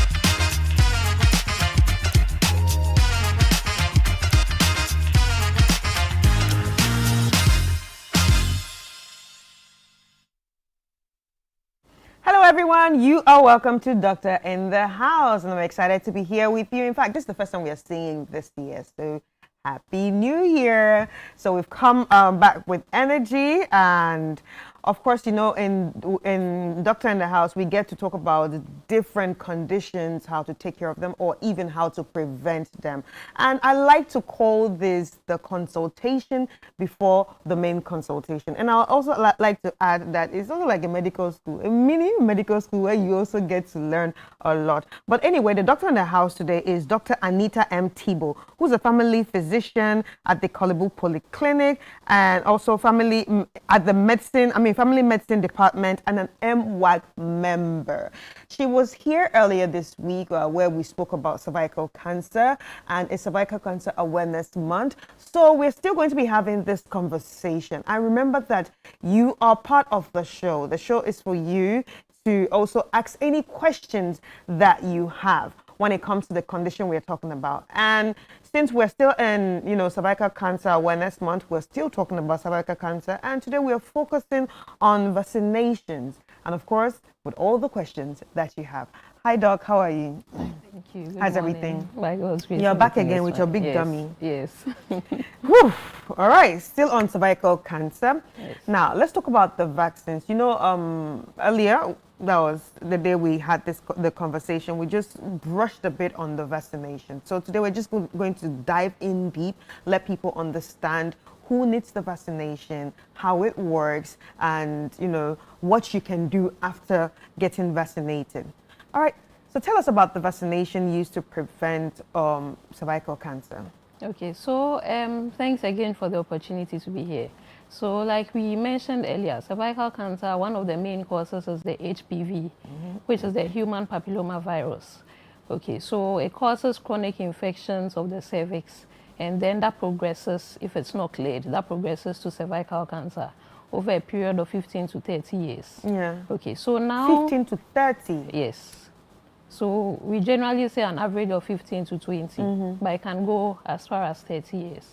So it is mainly transmitted sexually. And so we want to start the prevention before people start having sex. So generally the age, people might think it's too early, but the age at which people mainly start having sex is 15 years. Okay, so vaccination targets young children, so between 9 and 14 years, girls and boys, because boys also participate in sex and they can transmit the virus. So vaccination is the main or the primary way of preventing people from developing the HPV infection in the first place. So it sort of introduces your body to the vaccine, to the virus, and your body is able to mount an immune response to the virus so that the next time your body encounters the virus, your body is able to fight it off effectively. Yes, so that is the main cause or the main reason why we vaccinate.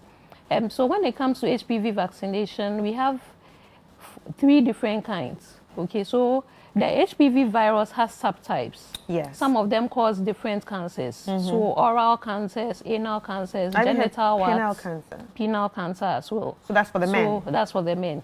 So the virus has different subtypes that are responsible for all these conditions. The main subtypes that are responsible for over 50 to 70% of cervical cancers are 16 and 18. And so those are the ones, those are the high-risk virus subtypes. Okay, so we have 3 different kinds of the vaccine. The one that is bivalent, so it targets 2 viruses.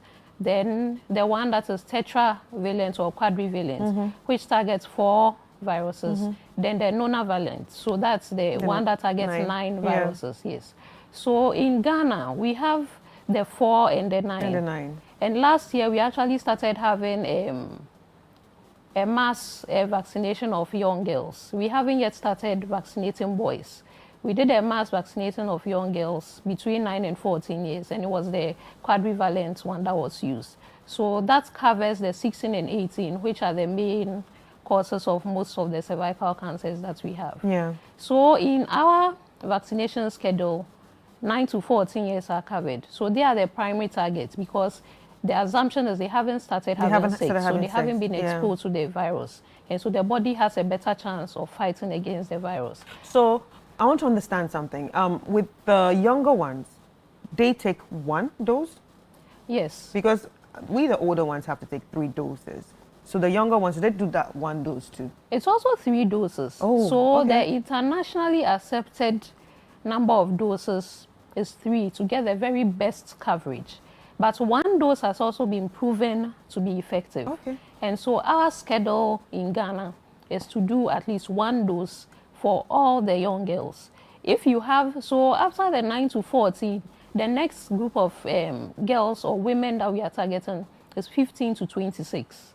So they also have access to the vaccine. So they can also go and get the vaccine. Unfortunately for now, it's not free for that age group. That is, okay, yeah. So, but that is if they're still not having sex. If they are still not having sex, yes. But there is still some protection even if you have started having sex because you would still be exposed to the virus anyway. Yes. So up to 45, actually up to 45, a woman can have access to the vaccine. Yeah. So after 14, if you have the money and can afford it, you can go and get the vaccine and get it done. All right, Yes. so for someone like me now who has a son, obviously I also want to protect him from any of this.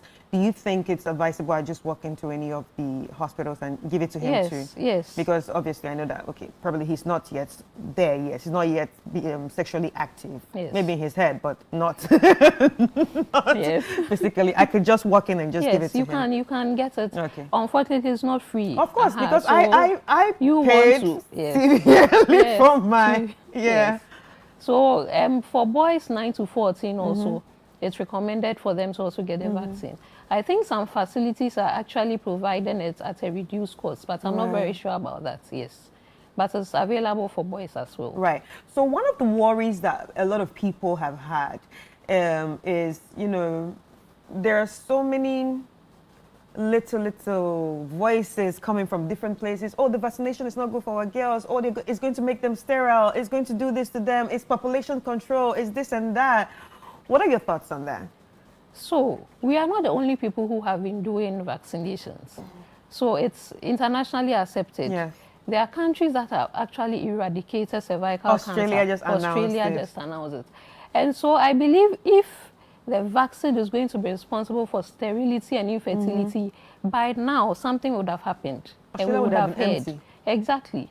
You see, and most of the time, before these things are rolled out, it has taken quite some time for them to actually observe the effects. Okay, before even common drugs, paracetamol, all those drugs, it takes some time, they study, and even after they roll out the drug, they actually do market surveys Right, to look at right, the side right, effects right. and all that. Yeah. So by the time a vaccine is announced, it has gone through some time of study, yes. And so we haven't heard so far that the vaccine is a cause of sterility.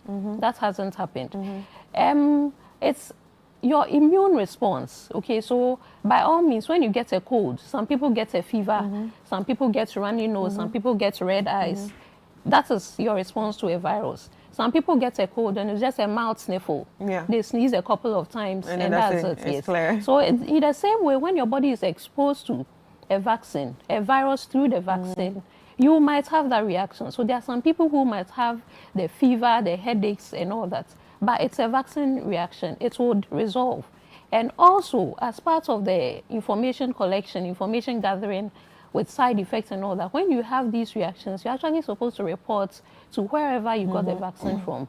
There's a form to fill, and then we note those reactions so that the next time someone has it, we'll be able to tell that this is a vaccine reaction. Yeah. Okay, so there are studies, science.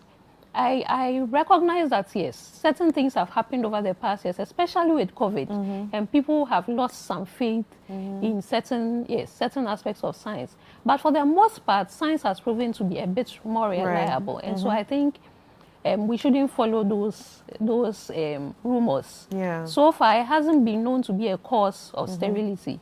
Otherwise, like you said, Australia will be empty. Yes, but not talking about Australia, how do you think they did it? And how long do you think this took for them to get to this stage? Because obviously we have come to learn that in women, breast cancer and cervical cancer are the cancers that kill women quickly, especially in Africa. Yeah, so how do you think they did it to eradicate it there? Is it only the vaccine, or it's also an issue of, oh, you have to keep your immune system strong and all that?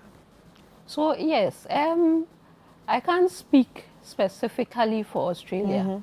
But say the developed world, yes, yeah. the developed world. Generally, information is available, okay, and the political will is there.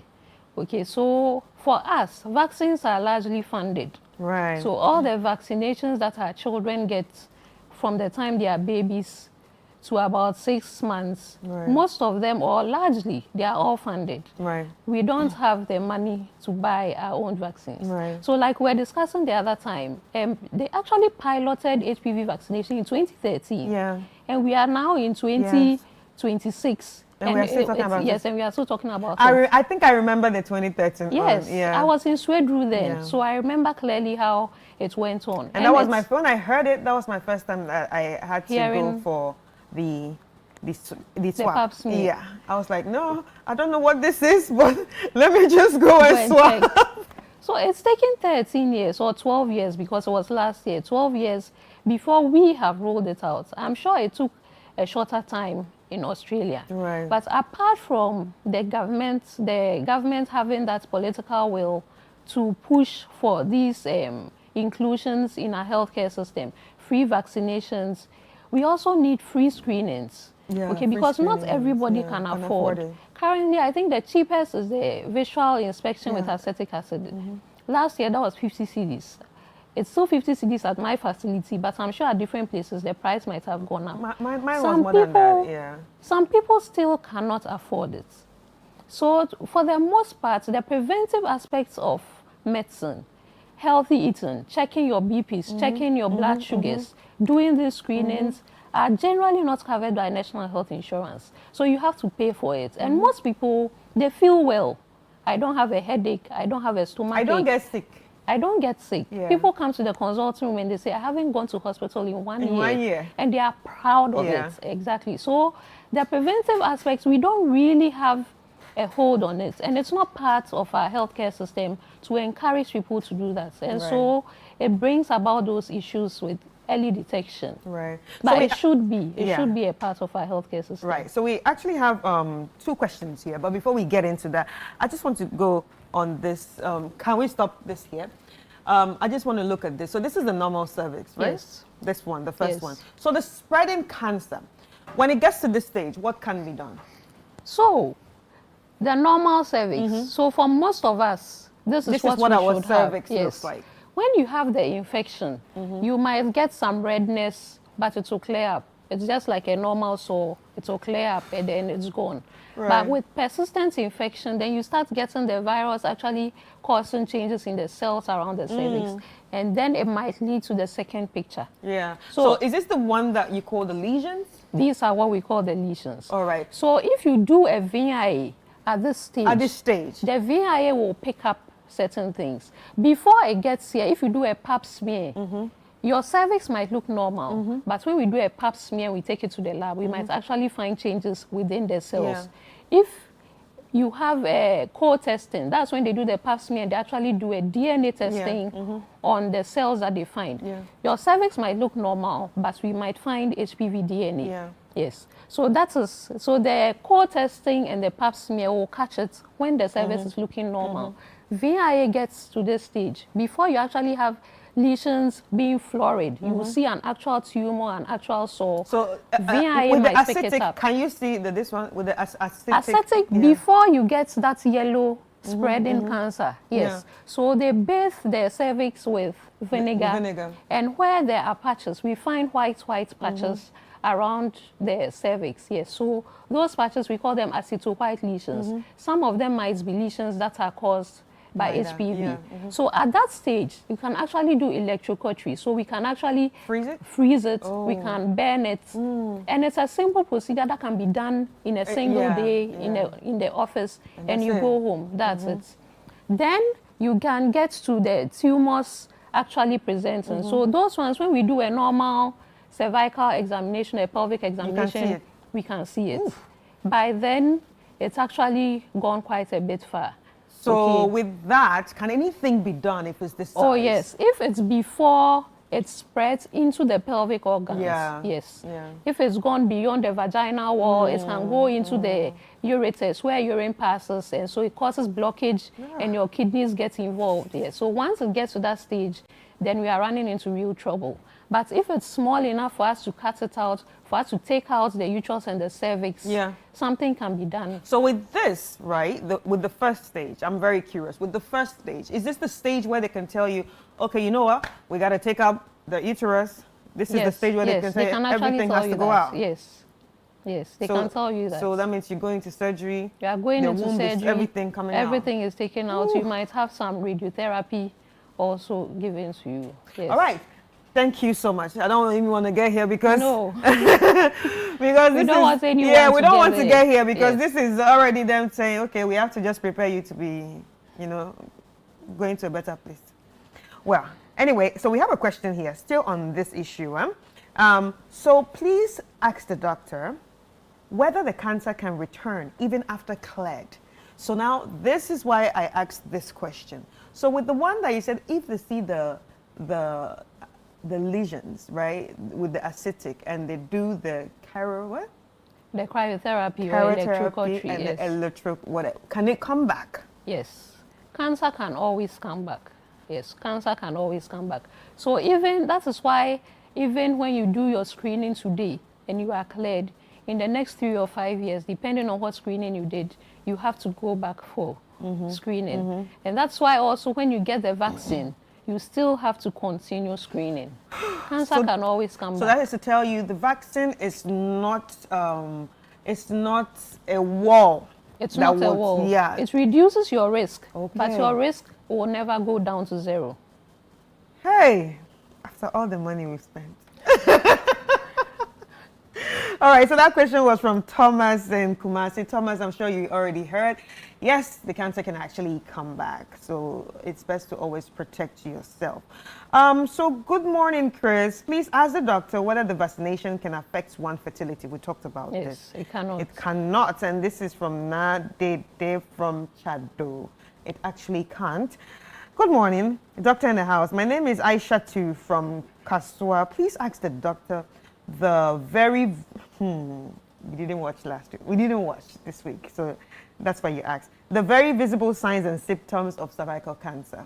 Okay, so before, so like I mentioned earlier, you have about 15 to 30 years to develop cancer. Before then, you can develop the infection. And the infection, if you get a sexually transmitted infection, you might as well assume that you have had HPV because it's one of the sexually transmitted infections. So the signs of sexually transmitted infections for women, a vaginal discharge, which is not your usual. So it might be more frequent, it might be a lot, or the smell might be very off, the color might change. You might have bleeding after sex or during sex. You might have pain during sex. So those are the common symptoms in women. If it starts spreading and goes into the cancer realm, then you might have problems with urination, problems with defecation because the cancer has spread into the organs that are in the pelvis. For men, sexually transmitted infections usually present with a discharge from the penis or painful urination. So if you have any of those things, just assume you have a sexually transmitted infection and go and get it treated. Yeah. Yes. All right, so we have another one here. Good morning, Chris. Hey! He said, hey! Please ask the doctor whether having a smelly urine is a sign of cervical cancer. And this is Hadassah from Oyarifa.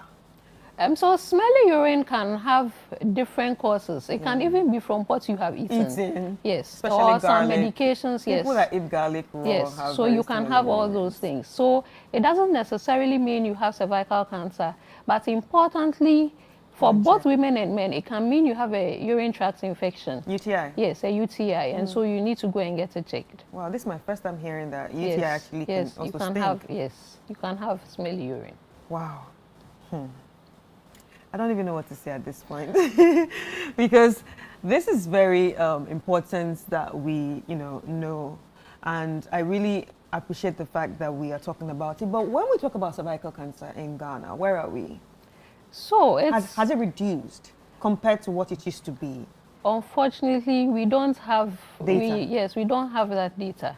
So it is still the second most frequent cancer in women, and it is still the second most frequent cause of cancer deaths in women. Worldwide, it is the fourth most frequent cancer in women. It hasn't changed. It's still the same. So worldwide is the fourth? Yes. But in Ghana, it's the second? It's the second after breast cancer. Yes. All right.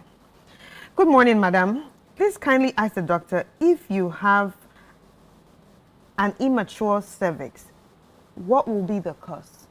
I don't know what that means. But I'm not sure. Maybe it's a doctor language. I'm not sure what she means by an immature cervix. So one of the reasons why we say early sex causes is a risk factor for developing cervical cancer is because for younger women, the cells around the cervix are not let's say, mature. Yes, and so they tend to get more affected easily by viruses and have those genetic changes that can progress into cancer. So that is why we want young girls to wait before they start having sex, by which time the cells would have matured.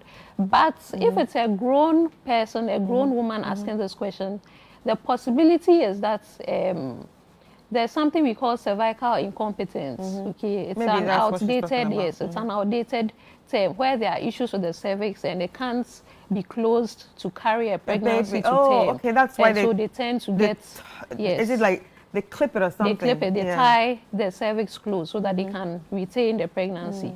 I don't know if that's what she's talking about. Yeah, maybe that's what she's talking about. Now, let's talk about the issue of sex, early sex. I'm sure there are a lot of people watching, and a lot of people have daughters and sons and are, you know, worried at the same time because they're thinking, I don't know what my daughter is doing, I don't know what my kid is doing, so my boarding house, you know, and all that. And anything can happen out there. What is the right time to have sex? So you the have right age. The right age. Okay, so when it comes to these things, it is very dependent on the person's makeup. Okay, so sex comes with a lot of things. Biologically, we don't want less than 15. But that is not to say that 15-year-old is the right age. I get the it. right I get age. it.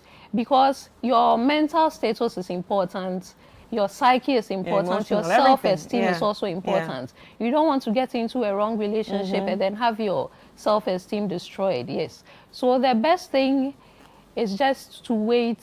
Be mature. Be mature about it before you start having sex. So you have to be mature there and there. And in your and mind there. as well, yes. And in your heart as well.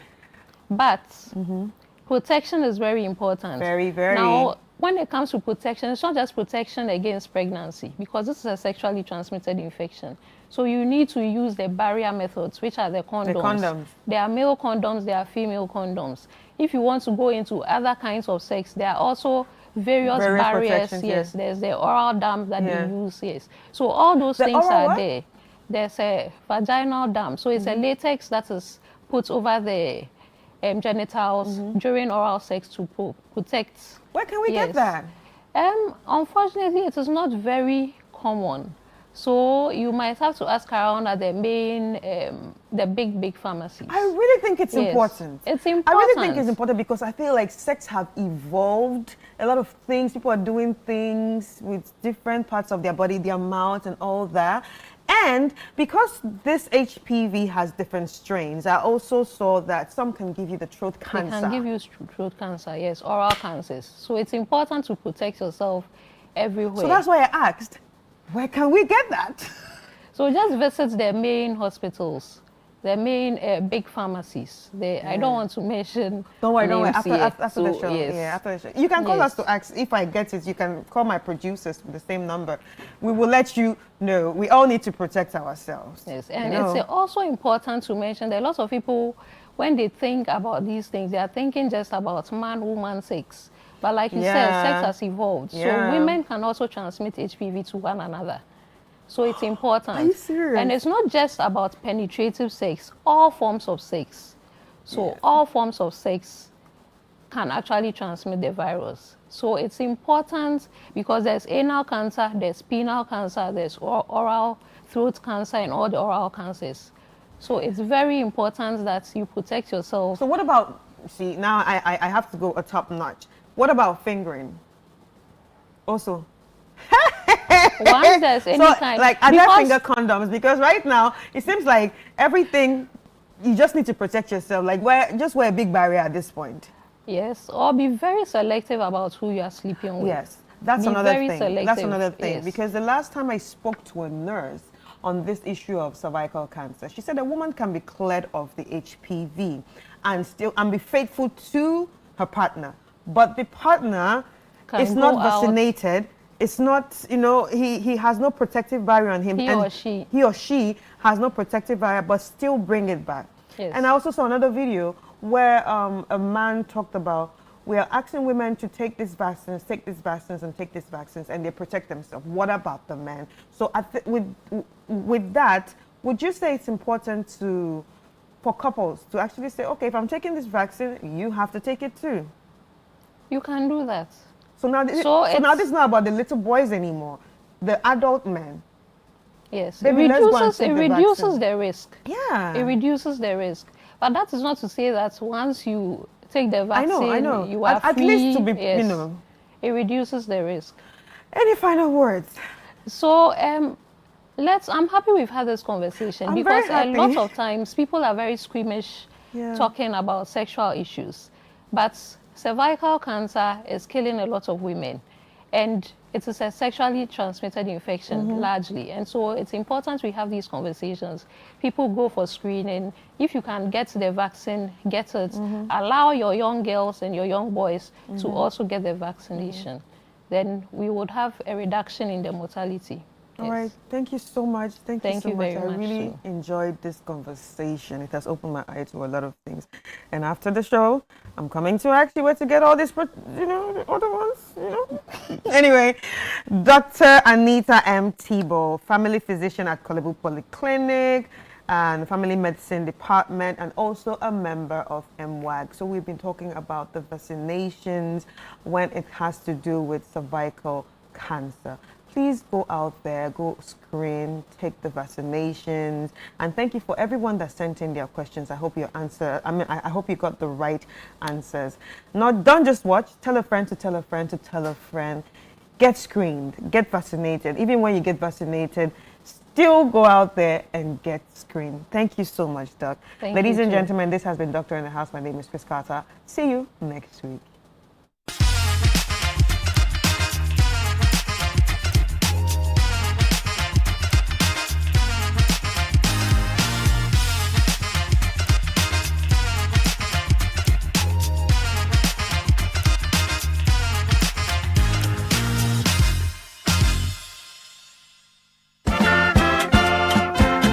We are gearing up for the trip of a lifetime. Heritage Caravan 2026. From 1st to 8th March 2026, 8 days, 14 regions, 1 legendary caravan. We're touring Ghana in the most spectacular way on the Heritage Caravan, exploring the beauty, history, and stories that make our nation unique. Rolling out from Greater Accra through Eastern and OT, up north to the Northern and Upper East, and all the way to the Western region, hitting iconic destinations across Ghana. The Heritage Caravan 2026 will be fun, educative, refreshing, and most of all, remarkable. Stay connected. Follow Channel 1 TV and 97.3 City FM across all social media platforms for updates, and join the conversation using the hashtag Heritage Caravan 2026. The Heritage Caravan 2026 is powered by Channel 1 TV with support from City FM, and it's proudly sponsored by Hollard Insurance, Piva Beverages, Omni Basic Bank, Caveman Watches, Gino, and Didi Shito, and it's supported by Nanes Rice. Heritage Caravan 2026, experience Ghana like never before.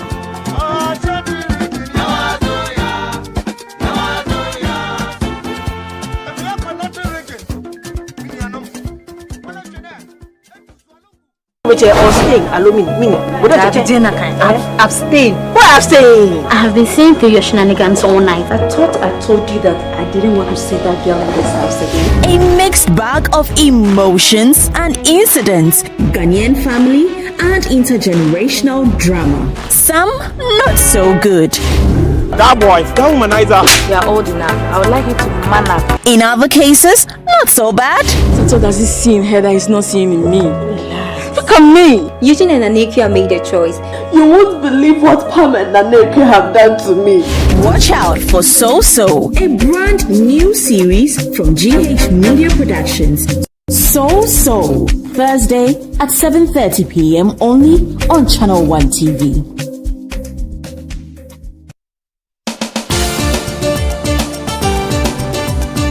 In a nation full of questions, where truth often hides behind noise, one show dares to ask what truly matters Face to Face. With fearless clarity and a quest for accountability, host Umaru Sanda Amadou sits down with the movers and shakers of politics, governance, society, and business, confronting the issues that define our national conversation. Yes, I am Umaru Sanda Amadou. This is Face to Face, and you're welcome. I say very often on the floor of Parliament that when we were in government, we got some things right, we got some things wrong. Are you still planning to go to Parliament, or you want to look at National Party office position? No, I'll be going back to Parliament. There's an unfinished business which I need to do. Sports has 3 legs: development, management, and promotion. Disintegration is extreme. We do not wish that even on your worst enemy. Every Tuesday at 9 p.m., join Umaru Sanda Amadou on Face to Face as he digs deeper, challenges power, and reveals the stories shaping Ghana's future. Only on Channel One TV. Welcome to the Health Quarters Ghana, where medical science meets everyday life. Join Dr. Gideon Assan and the irrepressible Clemento Suarez as they tackle health issues. My name is Dr. Gideon Assan. I have with me here my co-host, Clemento Suarez. I knew how it felt anytime I started to feel the pain. Whether it is hernia, breast cancer, cataracts, or infertility, the show brings together victims to share their real life stories and experts to debunk myths. If you wear cotton supporter, and there be a pampers and a benwa or bosom. So you see, instead of it being raw egg, I done it because you didn't know. Make a date with us every Sunday at 4 p.m. on Channel One TV. Don't forget to subscribe on YouTube and all social media platforms at Health Quarters Ghana.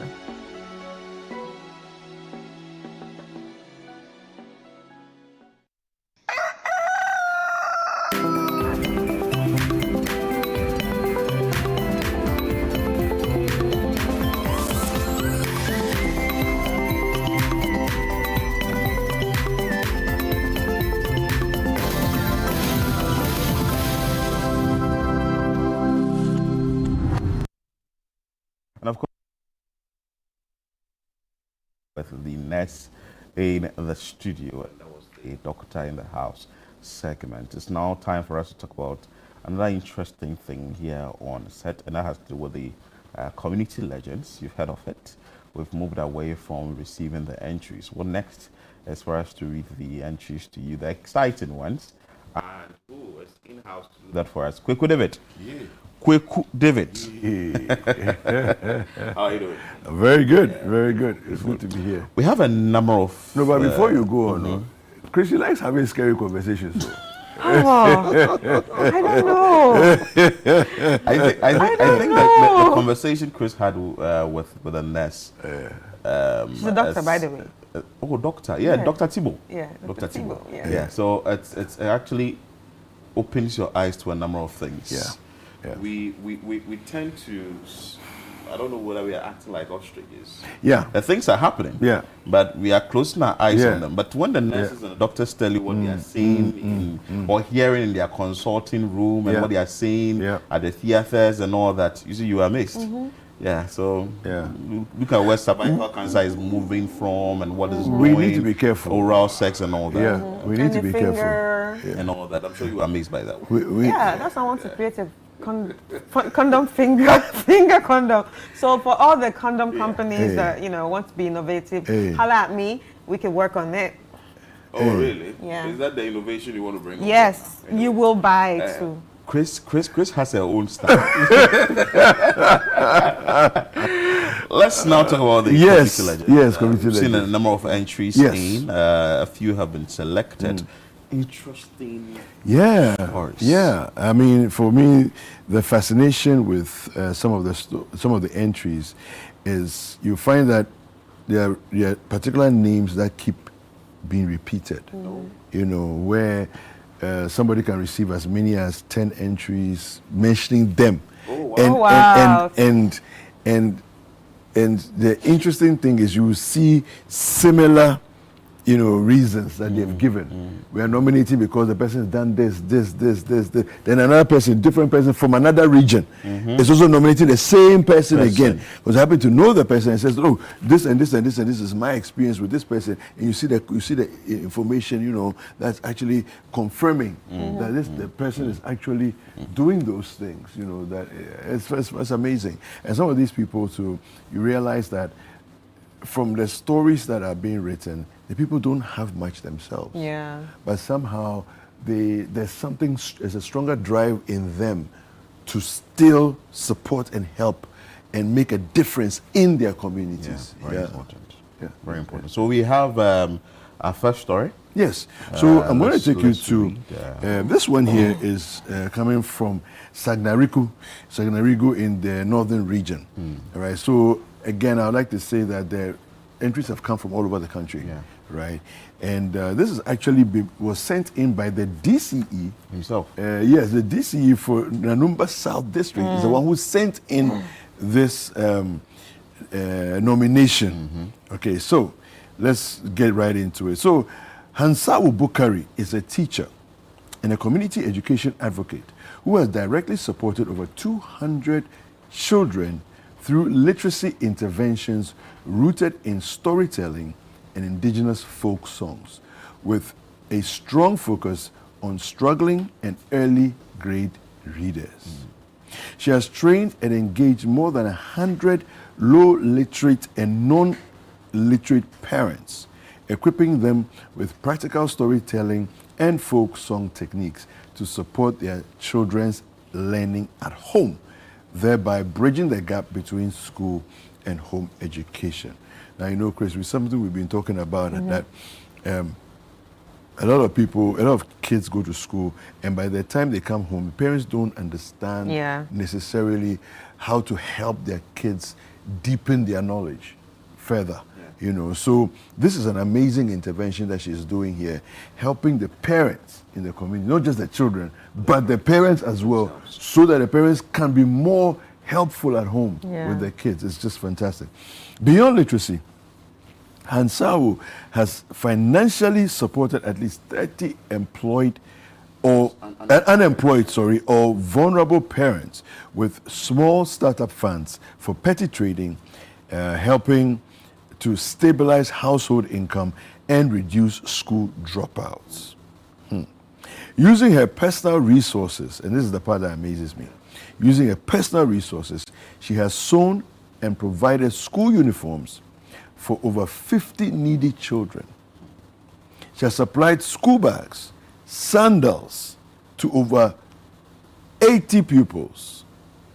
Then she has painted, maintained, and resourced her classrooms annually. It's something she does, benefiting hundreds of learners over multiple academic years. Now she has purchased and provided teaching and learning materials for many pupils who would otherwise go without. Okay.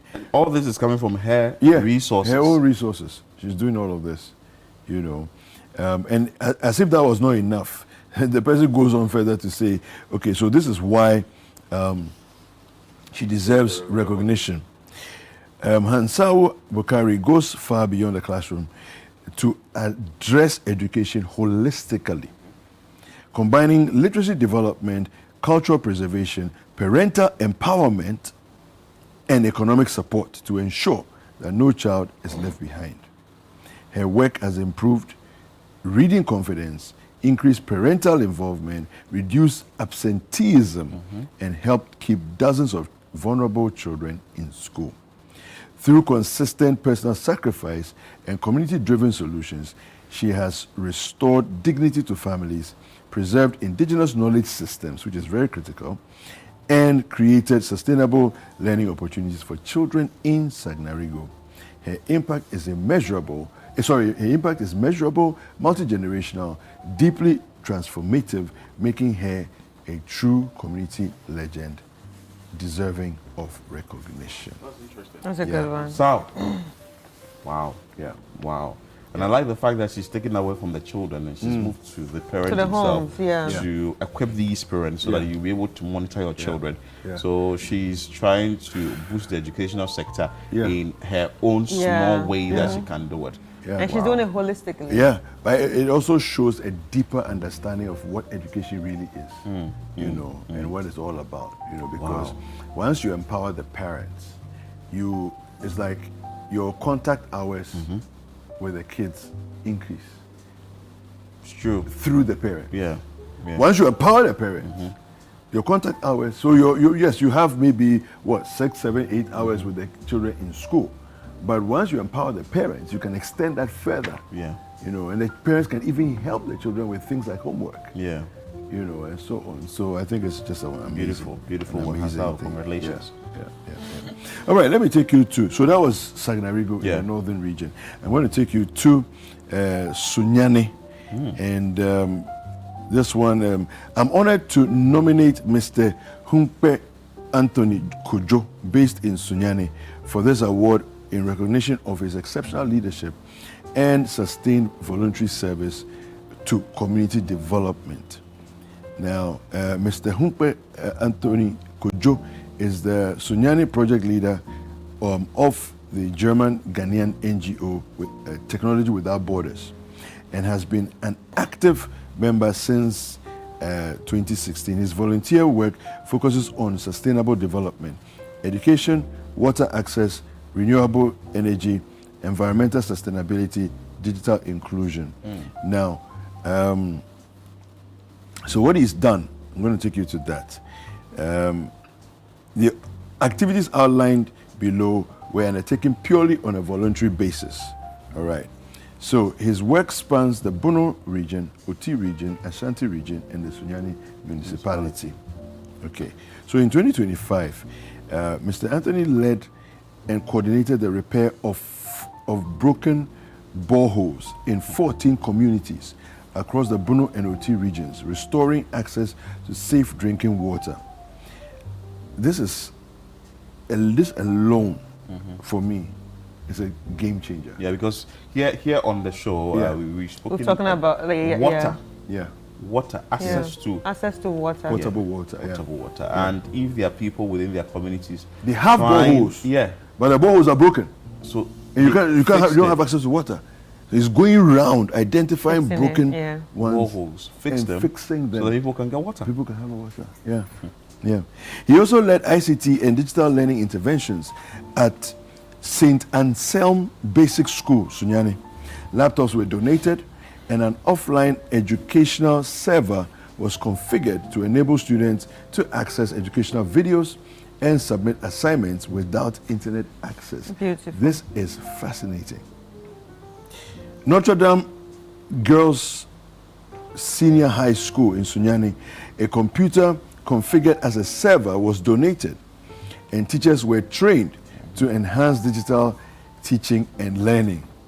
In Drobo, in the Bono region, Mr. Anthony coordinated the installation of solar panels at African Future Kids, a school run by Mr. Stephen Techi, a Ghanaian citizen based in Germany. And the project was supported by Technology Without Borders as part of its commitment to giving back to society and implemented in collaboration with the technical team from Germany. So you see this one man, he's working at a company, he's bringing his company, he's involving his company, he's involving other people from anywhere, all of them, pulling everybody in. We are going to give up, going to give back. He also coordinated a menstrual hygiene education program. And this will really excite Chris.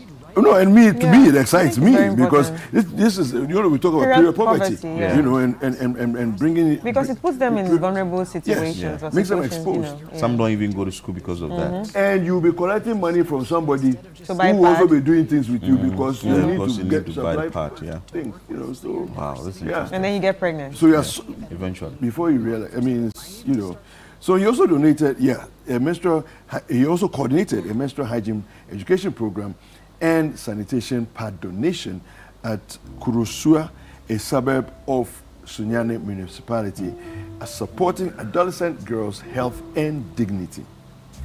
As if that's not enough, we're going to environmental sustainability. Wow. Yeah. So Mr. Anthony further demonstrated leadership in environmental sustainability by leading recycling education workshops for 18 schools in the Sunyani municipality. This project was carried out in collaboration with the Ghana Education Service, Sunyani Municipal, and the Sunyani Municipal Environmental Health Office. As part of the initiative, he coordinated the donation of waste bins to participating schools, where collected waste is sent to a recycling company for processing. The weight of recyclable waste is tracked, and proceeds are generated are sent back to the schools to support the schools' activities. And then he names a number of the schools. There's about 8 of the schools that are named here, and goes on. And he talks about other, past efforts that he's the same Mr. Anthony has made, and so on and so forth. So I mean, this was sent in by Beatrice Ya Efa Afihuma, who also works with Technology Without Borders, but she's commending her colleague. Yeah. And says, look, this man is amazing. So done so much. How many are you selecting for? We're looking at the top 10. We're looking at the top 10. It will be difficult for you for. Yes. we are bracing ourselves as we go, but there's some pretty impressive stories. Wow. Yeah. And so the ones we are reading now, as amazing as they are not necessarily an indication of who's going to be in the top 10. All right. So we are still going through the process. We will shortlist the top 10, and then we will announce that. Early February we should expect that to be happening in the early part of February. Beautiful. And then we'll go further beyond that and do the top 3, who will then be awarded as well. Wow. I would wish we read a last one, but we will hold on to it so that our viewers can stay with us and listen to other interesting stories of people who are doing amazing things in their own small way, in their communities, changing lives, but are not loud. But definitely they will be recognized. So you stay with us here. We will definitely select the 10, but meanwhile we bring you more stories of these individuals. You get to know, you get to hear them, and I'm sure it's also going to motivate you to do the little thing you can do in your community. Kwekuduvi, thank you so much for your time. Thank you for and we are grateful. We will definitely be having you here another time for us to delve into the community-led stories. Let's bring you the entertainment highlights of the day. Well, hello and welcome to Entertainment Highlights on Breakfast Daily. My name is Ni Komete Kome, and this is proudly powered by GhanaWeekend.com. Visit GhanaWeekend.com today. Now to our first highlight. Ground Up Charlie and its founder, Glenn Boateng, have sued Kwesi Arthur at the High Court in Accra over social media comments they say are false and damaging. The label is seeking 10 million Ghana cedis in damages and is asking the court to order the deletion of posts, a public apology, and an end to further statements. Kwesi Arthur has accused the company of demanding money to use his own images, claiming ownership of his career and denying him income. Ground Up Charlie has rejected the claims, insisting the disagreement is limited to contractual rights over work produced during their partnership. Now to our next highlight. Cast members of the popular TV series YOLO have launched a public fundraising appeal to support their colleague John Piesa, known as Droba, who is facing ongoing health challenges. In a video shared on January 28, 2026, the actors urged the public to donate to a GoFundMe initiative, stressing that every contribution counts. Droba rose to fame through YOLO, was diagnosed with neurological condition in 2024 and has since continued to seek medical support. The cast says the fundraiser aims to help him access proper treatment and reach individuals or institutions able to assist.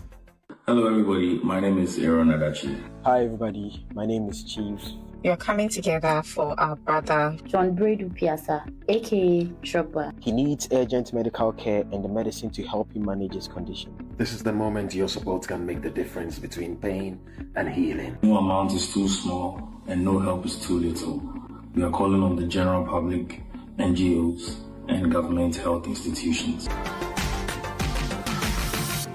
High-life musician J. Adolfo has publicly thanked President John Dramani Mahama for supporting him throughout a period of illness. Now, in a radio interview shared on January 27, 2026, the Ankwa-Nobi hitmaker revealed that the president has been providing him with monthly financial assistance to help cover medical expenses.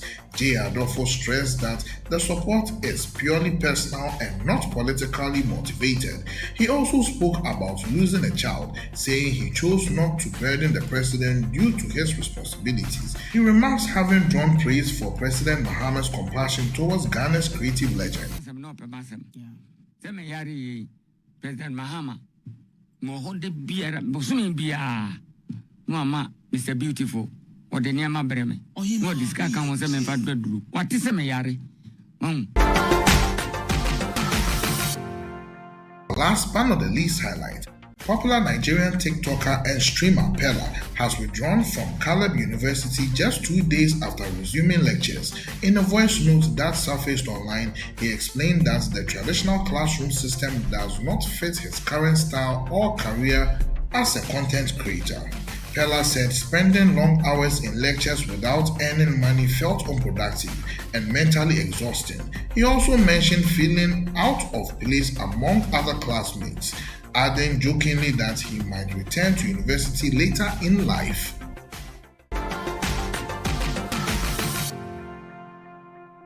And that's a wrap on today's entertainment highlights on Breakfast Daily, proudly powered by GhanaWeekend.com. Now you know we've got you covered, from the hottest music releases to exclusive celebrity updates. Stay tuned, stay connected, and keep your finger on the pulse of the world's entertainment. For more stories, behind-the-scenes content, and the latest updates, visit GhanaWeekend.com. Until next time, keep enjoying the vibes. I am Ni Komete Kome. All right, welcome back. That was our entertainment highlight of the day, and I hope you enjoyed it. But if you want more of that, all you need to do is head to GhanaWeekend.com, and of course, you will be served hot with some entertainment. But anyway, we also want to wish one of the doctors that comes to the house happy birthday, Kalsum.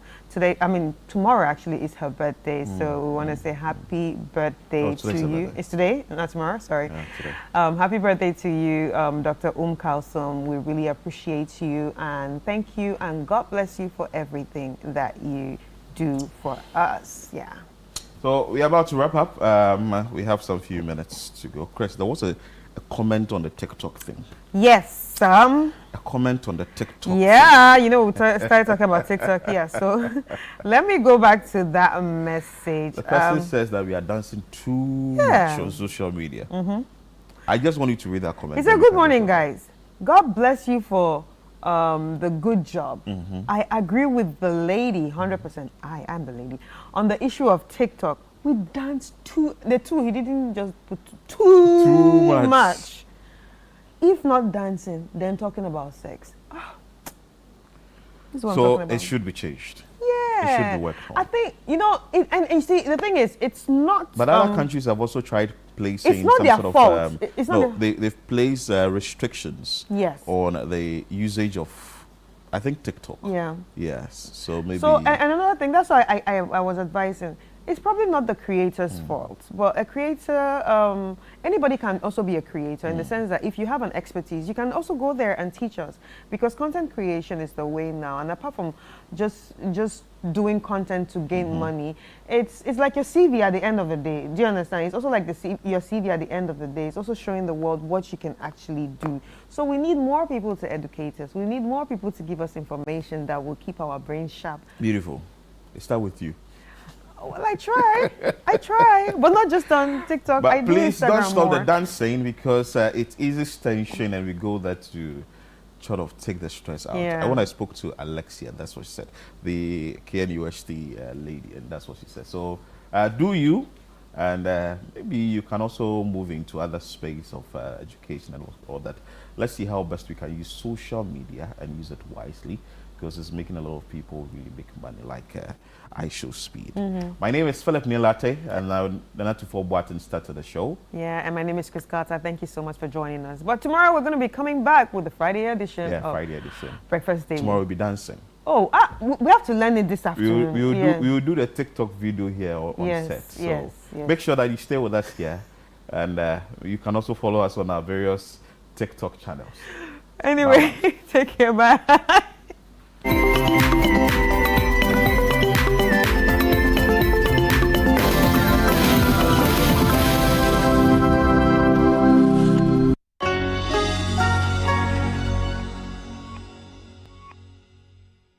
Are you planning to relocate from your company office or